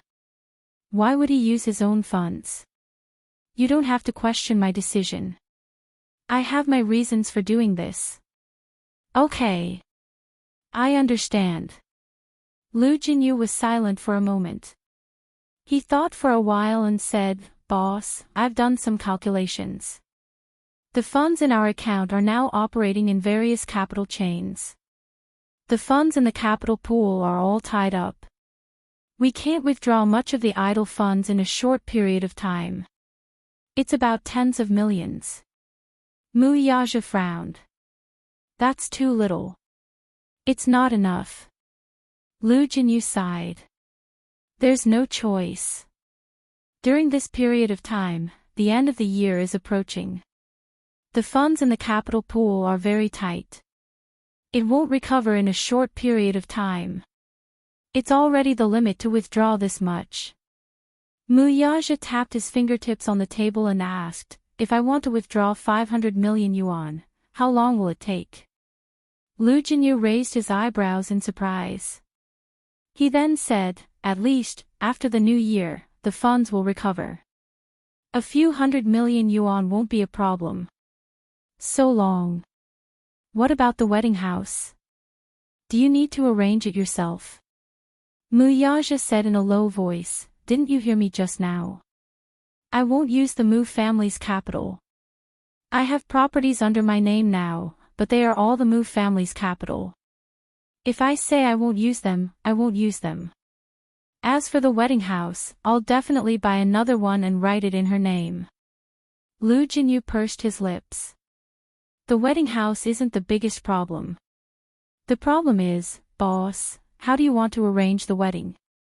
The investment in the wedding can be said to be a bottomless pit. There's no limit to it. Naturally, we'll do it in the best way possible. Mu Yaja paused for a moment and then said, I don't want to delay the wedding for too long. Get it done as soon as possible. As for what you said about the funds only coming back after the new year, that's not a problem. I'm not optimistic about getting married in winter. It would be very appropriate to hold the wedding in spring. Pay more attention to the funding issue for me. Lu Jinyu was suddenly even more curious about what kind of woman Yun Shishir was. He actually made Big Boss think about how to arrange a grand wedding, and even didn't hesitate to transfer funds from the capital pool. This was unprecedented. Boss, when is the engagement ceremony? Mu Yaja smiled and said, the preparations are almost done. I'll invite you then. Okay. Then I'll be looking forward to it. Lu Jinyu sat down at the table. Suddenly, he regained his serious expression and said, but, let's put that aside. Since you've asked to meet me, I'd like to mention something to you. What is it? Mu Yaja's expression also became serious. Then, Lu Jinyu discussed with him the recent problems that had arisen in the company. Lu Jinyu never made decisions on key issues and always followed his advice. 5 years ago, Mu Yaja began to focus on cultivating his own power outside of the Mu group. Chapter 1737. Lu Jinyu could understand his decision very well. As a century-old wealthy family, the Mu family dominated the entire Asian economy. It was not an exaggeration to say that they were one of the top wealthy families. Perhaps there were very few consortiums in the world that could stand shoulder to shoulder with the Mu Corporation. However, Mu Yaja was determined to leave the Mu family and cultivate his own business. Firstly, it was because he was very ambitious. Although the Mu Corporation was deeply rooted, it was difficult for it to develop further because of the constraints. The Mu Corporation had a political background. It could be said that it was the economic heart of the country. If it was involved in the front line, it would cause the entire country's economy to collapse. Therefore, there were many restrictions. Secondly, because it was a family consortium, it involved the interests of many people. The involvement was too deep, and every step was treacherous. Therefore, he was determined to establish his own Xingyu financial group with his many years of experience and connections in the Mu Corporation. After 3 rounds of financing, it gradually got on the right track. Until now, the Xingyu Financial Group's development momentum was majestic. It had become a force that could not be underestimated. Under the name of the Xingyu Financial Group, there were 4 major companies. Among them, the first company, EasyBuy, was a senior shopping website established 7 years ago. When the website was first established, no one cared about it. However, Mu Yaja had a unique insight. As early as 7 years ago, he saw the development momentum of online shopping and invested in it. A year ago, EasyBuy was listed on the Hong Kong Stock Exchange and had a huge market value. In addition to the shopping website, Mu Yaja was also involved in many other industries. In addition to real estate, resorts, and financial services, there were many undeveloped emerging industries with limitless potential. As Mu Yaja's right-hand man, Lu Jinyu had always been in charge of all the affairs of the Xingyu Financial Group. If there were any problems in the financial group, he usually did not report to Mu Yaja. Instead, he handled it himself. He had business talent and unique skills, so he could often take charge of the overall situation. However, if it was more important and troublesome, Lu Jinyu would refer to Mu Yaja's opinion no matter what. He listed out all the big and small problems that had recently occurred in the company to him. Mu Yaja gave his own suggestion. The two of them discussed for a long time and actually hit it off tacitly. That's what I was thinking as well. I didn't expect that I would agree with you. There are some things that you don't have to ask for my opinion. I believe that you can handle things well. After all, I have my eyes on you. You have the ability. Lu Jinyu smiled and said, "Since we're done talking, shall we practice?" He looked at the billiard table at the side and felt an itch in his heart. It's been a long time since I've sparred with boss. My hands are itching. No. Mu Yaja raised his wrist and looked at his watch. It's getting late. I should go home. Lu Jinyu frowned. Why? Why are you in such a hurry to go home today? Could it be that sister-in-law is at home and is in a hurry to go back to accompany madam? Mu Yaja smiled. Noticing the smile on his face, Lu Jinyu suddenly fell into a daze. Mu Yaja saw his strange expression and raised his eyebrows. What's wrong? Look at your expression. What's on your mind? Nothing. I just feel that boss has changed a little. Lu Jinyu said truthfully. Changed?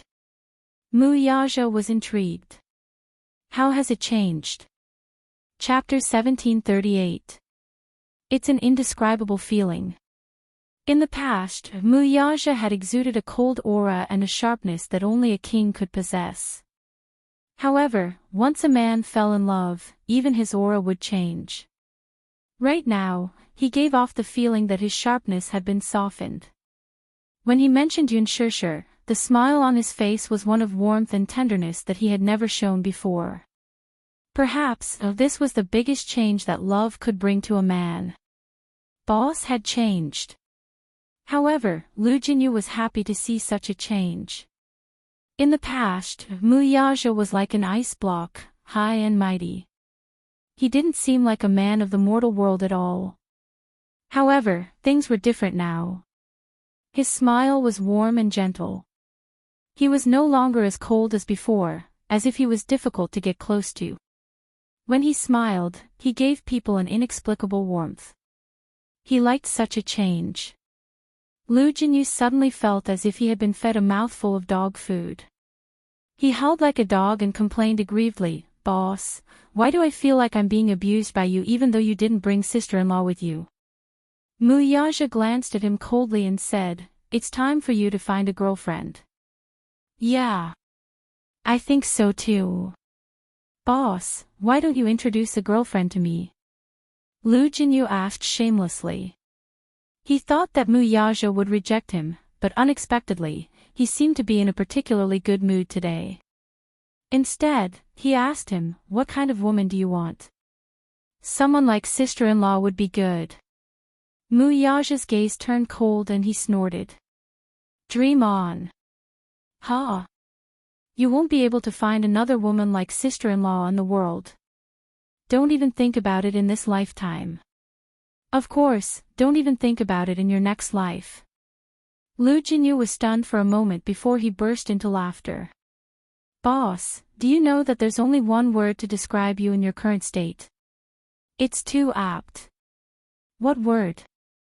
Lu Jinyu raised his brows and smiled. Wife's slave. Muyaja was speechless. Preparations for the engagement were in full swing. Yun Shishir didn't know that Muyaja had already started preparing for the engagement. At this moment, she was still on set. There was a night shoot today, so she couldn't go home that night. She had to inform Muyaja and the two little munchkins in advance. Night jobs, as the name suggested, were scenes that needed to be filmed at night. Therefore, they could only work at night. What was interesting was that when Gu Xiaoyang found her, his face was actually trembling with fear. His usual high and mighty attitude was nowhere to be seen. He rubbed his hands together, looking very uneasy. It made Yun Shishir nervous. She thought that she had made a mistake. His last question was to ask her if she could stay behind to work the night shift. Yun Shishir didn't know whether to laugh or cry. Of course, Director Gu. Gu Xiaoyang nodded. That's great. As he spoke, he did not dare to say anything more to her and hurriedly went to work. Yun Shishir was confused. She thought to herself, Muyaja's authority in speaking was indeed not to be underestimated. Now that she was on set, even Lin Ji, who had always been arrogant, did not dare to act rashly toward her. The special treatment made her feel rather embarrassed. Chapter 1739. During this period, Yun Shishir's scenes had been filmed first. These days, her scenes were mostly with Lin Ji and some other supporting roles. Hence, her time with Hua Jin had been staggered. When Hua Jin saw that she had stayed behind to work the night shift, he was also a little surprised. Shishir, I haven't seen you in a long time. You've been so busy recently. Hua Jin's closeness made Yun Shishir roll her eyes in her heart. All right. Under her special privileges, Hua Jin was probably the only exception. She didn't know if he didn't know or if he just didn't care. Even though everyone in the crew avoided Yun Shishir, he was the only one who wanted to stick to her all the time.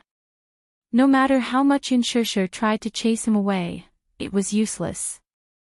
However, after interacting with him for a period of time, she realized that Hua Jin didn't seem to have any ill intentions towards her. The prank he had played on her that day was at most a joke. In the past, when someone in the crew bullied her and rolled their eyes at her, Hua Jin would silently watch and make things difficult for them behind their backs. Although Yun Shishir didn't know whether to laugh or cry, she knew that Hua Jin really didn't have any ill intentions towards her. It was just that, she really couldn't understand why Hua Jin liked to stick to her. Aside from the way he fawned over her, he also took good care of her on set because of his status. Over time, Yun Shishir also let down her guard against him. Hua Jin, stay away from me. I'm memorizing the script. You're always memorizing the script. You really don't have any interest in life. Hua Jin said quietly. You're the only one who has interest in life, okay? Hua Jin chuckled and playfully nudged her with his elbow. Why did you enter showbiz in the first place? Me? Yes. Yun Shishir answered truthfully, "It's just a coincidence, I guess. Plus, I thought that I could earn money by acting, so I decided to become an actor." Hua Jin pursed his lips in disdain. "Boring. What's boring? Shishir, you're such a strange woman."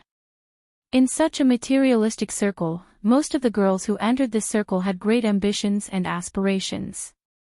For example, those who want to be famous, those who want to earn big money, those who want to be rich, those who want to climb the social ladder.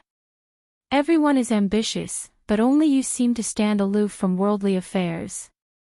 Since you're standing aloof from worldly affairs, why did you enter the entertainment industry? Yun Shishir said frankly, "To support my family." Hua Jin was silent.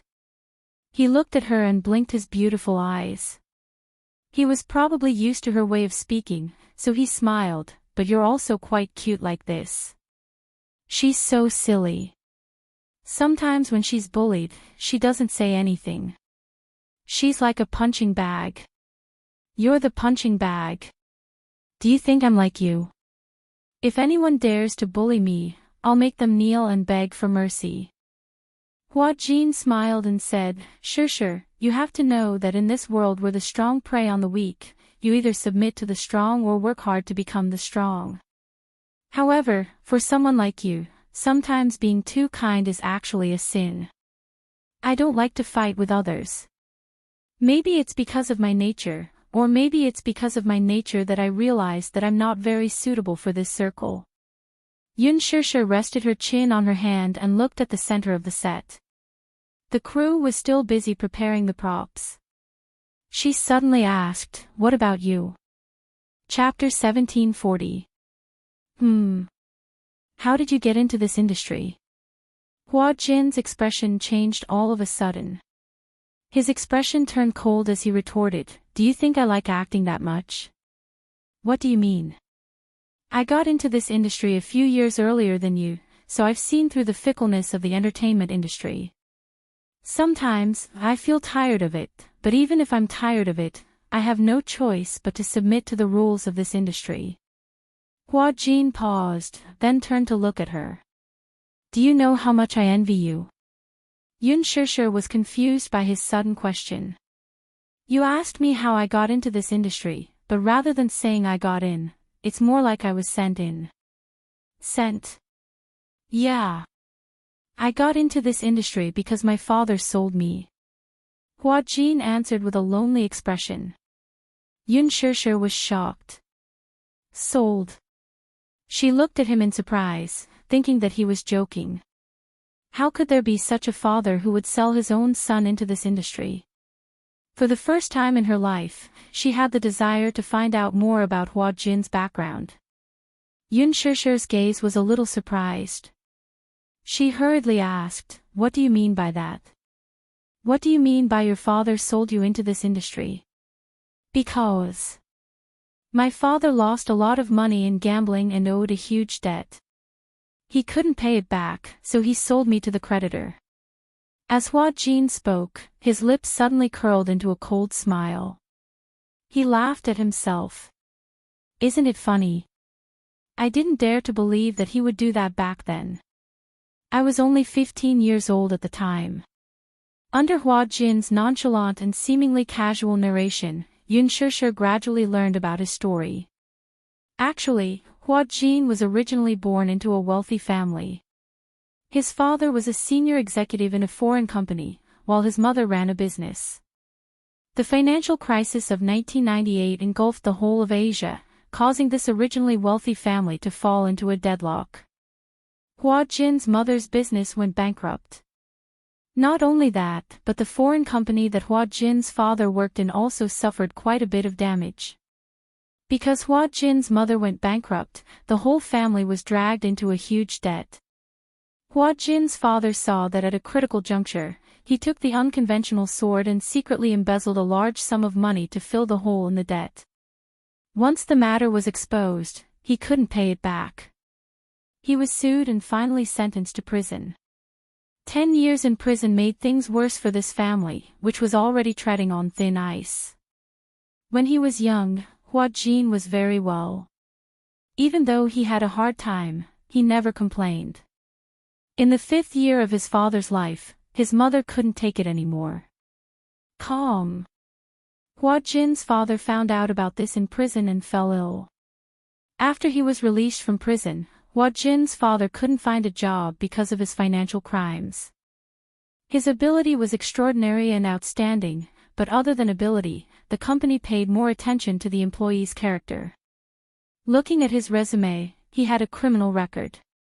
Who would hire him? Thus, without a stable job, Hua Jin's father could only work at a construction site. The huge difference in life, falling from the top to the bottom, was hard for him to accept. Chapter 1741. As a result, he started drinking and gambling. Every time he lost money, he would drink and get drunk. When he saw Hua Jin, it was as if he saw Hua Jin's mother, that fickle woman. When he thought about how she had left with another man while he was in prison, he felt extremely vexed and would use his belt to beat him.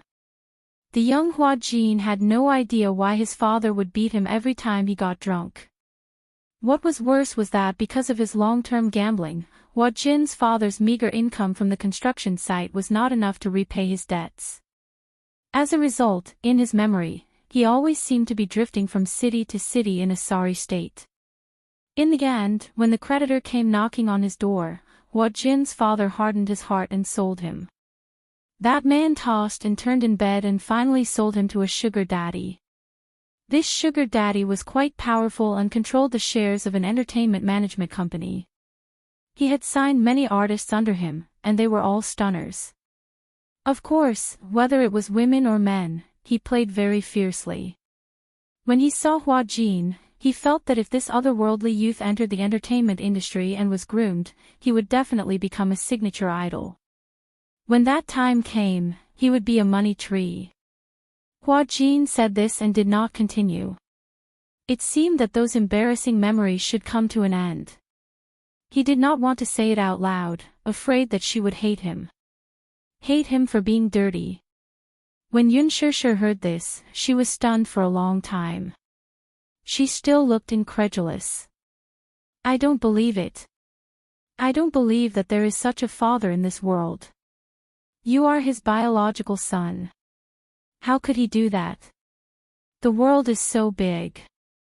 There are all kinds of strange things. Hua Jin looked indifferent. When this matter was brought up, there was no change in his expression from beginning to end. It was as if he was narrating something that had nothing to do with him. Anyway, it's all in the past. So, entering this industry is not of my own volition. After a pause, he laughed mockingly and said, Actually, I really hate acting. I don't understand why some people like acting. According to the script, acting a character that is completely different from their own character to gain the audience's favor. Will this give rise to a sense of superiority? What was the difference between this and the actors of ancient times? I didn't like to play along with the audience's emotions. No matter how sad I was, I couldn't show it on my face. Isn't that tiring? Yun Shishir looked pensive, but said indifferently, Everyone has their own aspirations. Hua Jin suddenly wrapped his arms around his knees and rested his chin on his knees. His gaze was desolate. Sometimes, I feel as sad as a clown. Perhaps when others are used to your smile, they can't see the true loneliness in your heart. You obviously want to cry, but you have to pretend to smile. Others smile, but what about yourself? But I feel even more lonely. Yun Shishir sized him up. She found that he seemed to like this kind of action very much. From a psychological point of view, people who liked to sit like this were often filled with loneliness and vulnerability. They lacked a sense of security and were very sensitive to everything. Yun Shishir turned to look at him sideways. Hua Jin was staring at the ground with his eyelashes drooping. Under the makeup, his fair and beautiful face exuded the unique aura of a man in ancient costume. But at this moment, he seemed especially lonely. Yun Shishir felt pity for him and couldn't help but want to comfort him. Chapter 1742. Hua Jin, don't be sad. Everything will be fine. Before she could finish her sentence, all of a sudden, a sinister smile broke out on the man's face. Ha! You've been fooled, haven't you? He pointed at her. Seeing her sad expression, he mocked, Sure, you're so funny. I was just joking, and you took it for real. You're so gullible. You. Yun Sure turned pale with fright. She was so angry that she laughed. You were lying to me. What do you mean by lying? Hua Jin felt wronged. I was just too bored, so I was just joking with you. I didn't expect you to take it for real. It's so funny. Yun Sure was so angry that she was at a loss for words. Her face was ashen. Hua Jin carefully observed her expression. Seeing that she was really angry, he was at a loss for what to do. He pursed his lips and pitifully pulled on her sleeve like a helpless child who had made a mistake. With a sad face, he said, All right. I was wrong. I won't joke with you anymore. What I said just now was all a lie. Don't take it for real, okay? I entered the entertainment industry because I'm pretty. I was born to be in this bowl of rice. Other than acting, I have no other way out. I'm such an idiot. I actually believed your nonsense. Do you know that I took it for real just now? I even felt sad for you. I didn't expect you to be lying. Yun Sure was unusually angry. Why did you lie to me? She asked angrily. Because I think you're very kind. That way, you'll take pity on me and treat me well. Hua Jin smiled. Slap, what he got in response was a cold slap. She did not use much strength. She only did it subconsciously because she was angry from embarrassment. Hua Jin held his aching cheek and stared at her helplessly. His eyes flashed with helplessness and confusion. Sure, don't call my name like that. Who would joke about someone else's sympathy? You're too much. Yun Sure still hadn't calmed down. She found it funny and said, You actually want to get other people's sympathy and let me pity you? Hua Jin, your joke is too much. Hua Jin was increasingly at a loss. He looked at her somewhat uneasily and tentatively tugged on her sleeve. Sure, I'm sorry. I was wrong, I won't joke with you in the future. Yun Sure suddenly waved his hand away and said coldly, Stop pestering me. I'm going to film now. With that, she stood up abruptly, threw the script into his arms, and left. Hua Jin looked innocently at her back as she left. He bit his lips and looked like he was about to cry. It was already 2 a.m. when Yun Sure and Lin Ji finished their scenes together. When she left the set, Hua Jin was still sitting in his seat, looking at her with an innocent expression. Even if he wanted to go up and talk to her, he didn't have the courage. Yun Sure didn't look at him and left. She went home. Hua Jin sat there in a daze and couldn't come back to his senses for a long time. You actually want to get other people's sympathy and let me pity you? Hua Jin, your joke is too much. Yun Sure's angry words still echoed in his ears. Hua Jin touched his cheek and bit his lip. He felt like crying. Perhaps it was a little childish to use sympathy to get close to someone you liked. Chapter 1743. Perhaps it was a little childish to approach the person he liked by gaining sympathy. However, he was a little clumsy. It seemed that other than that, he did not know how to attract her attention. Preparations for the engagement ceremony were in full swing. Mu Yaja did not have many relatives and friends. There were only about 30 people. Most of them were important figures in Xingyu Company, including Lu Jinyu. Yun Sure, on the other hand, had even fewer relatives and friends. The engagement ceremony was set to be held on an island. Muyaja had meticulously prepared a beach engagement ceremony. Of course, these were all secretly prepared behind Yunshishir's back. He wanted to give her a surprise. Yunshishir did not know about this. Yunshishir had also slowly sent out the invitations that she had prepared. However, on the way to deliver the invitations, an accident happened. Perhaps it was because she was a little tired from filming the night before, but when she was driving, she accidentally bumped into a passerby. She was a middle-aged woman in her 40s. When Yunshishir was making a left turn, she suddenly sped off the road for some unknown reason. When she tried to stop the car, she failed to do so and ended up crashing to the ground. When Yunshishir got out of the car, she saw the woman lying on the ground hugging her knees. She wailed in pain as if she was in a lot of pain. The first thing she said when she saw Yunshishir was to accuse her of driving carelessly and then ask her to send her to the hospital. Yunshishir had never encountered such a thing before. Afraid that she would be seriously injured, she hurriedly sent her to the hospital. As soon as she arrived at the hospital, the woman clamored for a full-body checkup. Yunshishir naturally thought that her life was more important, so she accompanied her to register and paid for the medical expenses. Then, there was a few hours of waiting.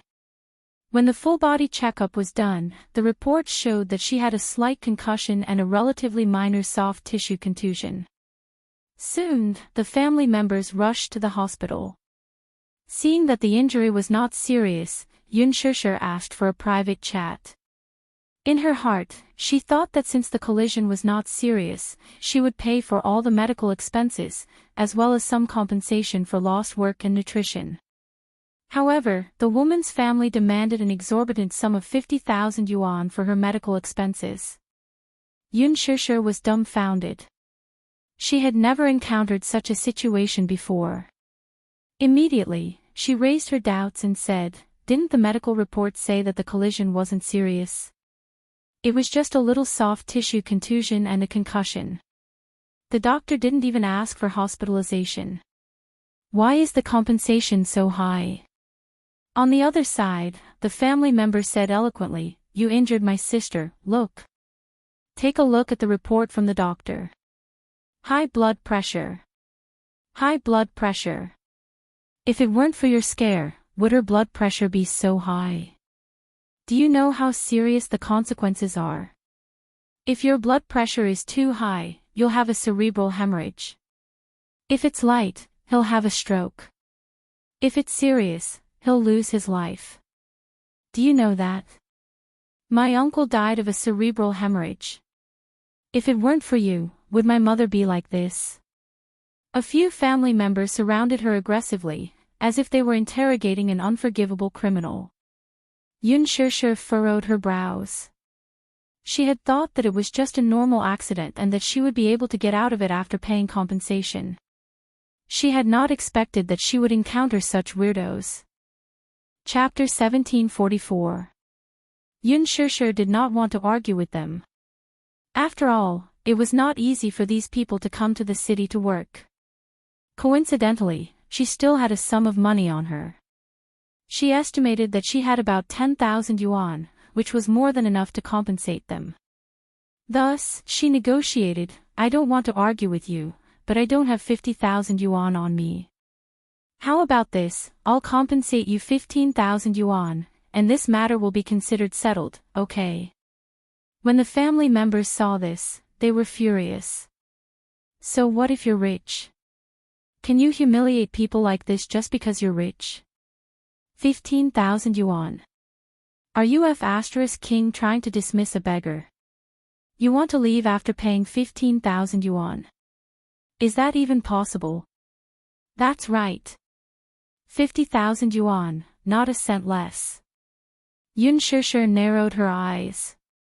Before she could say anything, the family members started chattering again. "Not only this medical fee, but you also have to pay for my sister's subsequent hospitalization fees.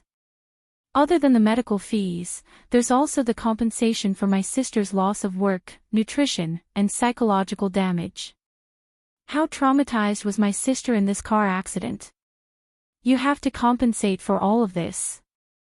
So 50,000 yuan, not a cent less. Yun Shishir did not know whether to laugh or cry. Oh. I can see it now. What do you mean? You're obviously trying to extort me, right? As soon as she said that, everyone was shocked. She continued, from the way you talk, I can tell that you're not very educated. You're simply spouting nonsense. Yes, I admit that I was careless when driving and accidentally hit you. I'll take responsibility for this, and I'll also admit to this mistake. I've also paid for the medical fees, but the doctor said that it's just some superficial injuries. These injuries can be treated with a few hundred yuan. I'm already very decent for compensating you with 15,000 yuan. Also, please don't use high blood pressure and high blood sugar to talk about this. Go and ask the doctor if hitting someone can cause high blood pressure and high blood sugar. These illnesses are not external injuries. Now you're pushing the blame on me and asking me to take responsibility. That doesn't make sense, does it? One of the most hot-tempered men rushed forward and pointed his finger at her. Are you slandering us? Are you slandering me? We're just asking for some compensation for the medical expenses, and you're saying that we're extorting you. As he spoke, he stepped forward and grabbed her hand, but Yun Shishir pushed his hand away warily. Just speak properly. Don't touch me. Get physical. Hee hee. Are you trying to frame me? Have we tried to reason with you? Wasn't he being reasonable? Are you listening? This man seemed to have a fierce temper. He looked very tall and very strong. The muscles on his arms, as well as his ferocious eyes, shocked Yun Shishir quite a bit. Yun Shishir was a little impatient, so she said, originally, I wanted to propose a private settlement and didn't want to bother about this matter. But since you said so, how about this? My car has car insurance. I'll call the insurance company and ask them to come over and take responsibility. Let's see how they deal with it, okay? As she spoke, she picked up her phone and walked to the side to call the insurance company. She had just dialed the number of the insurance company when the man strode forward and slapped her phone to the ground.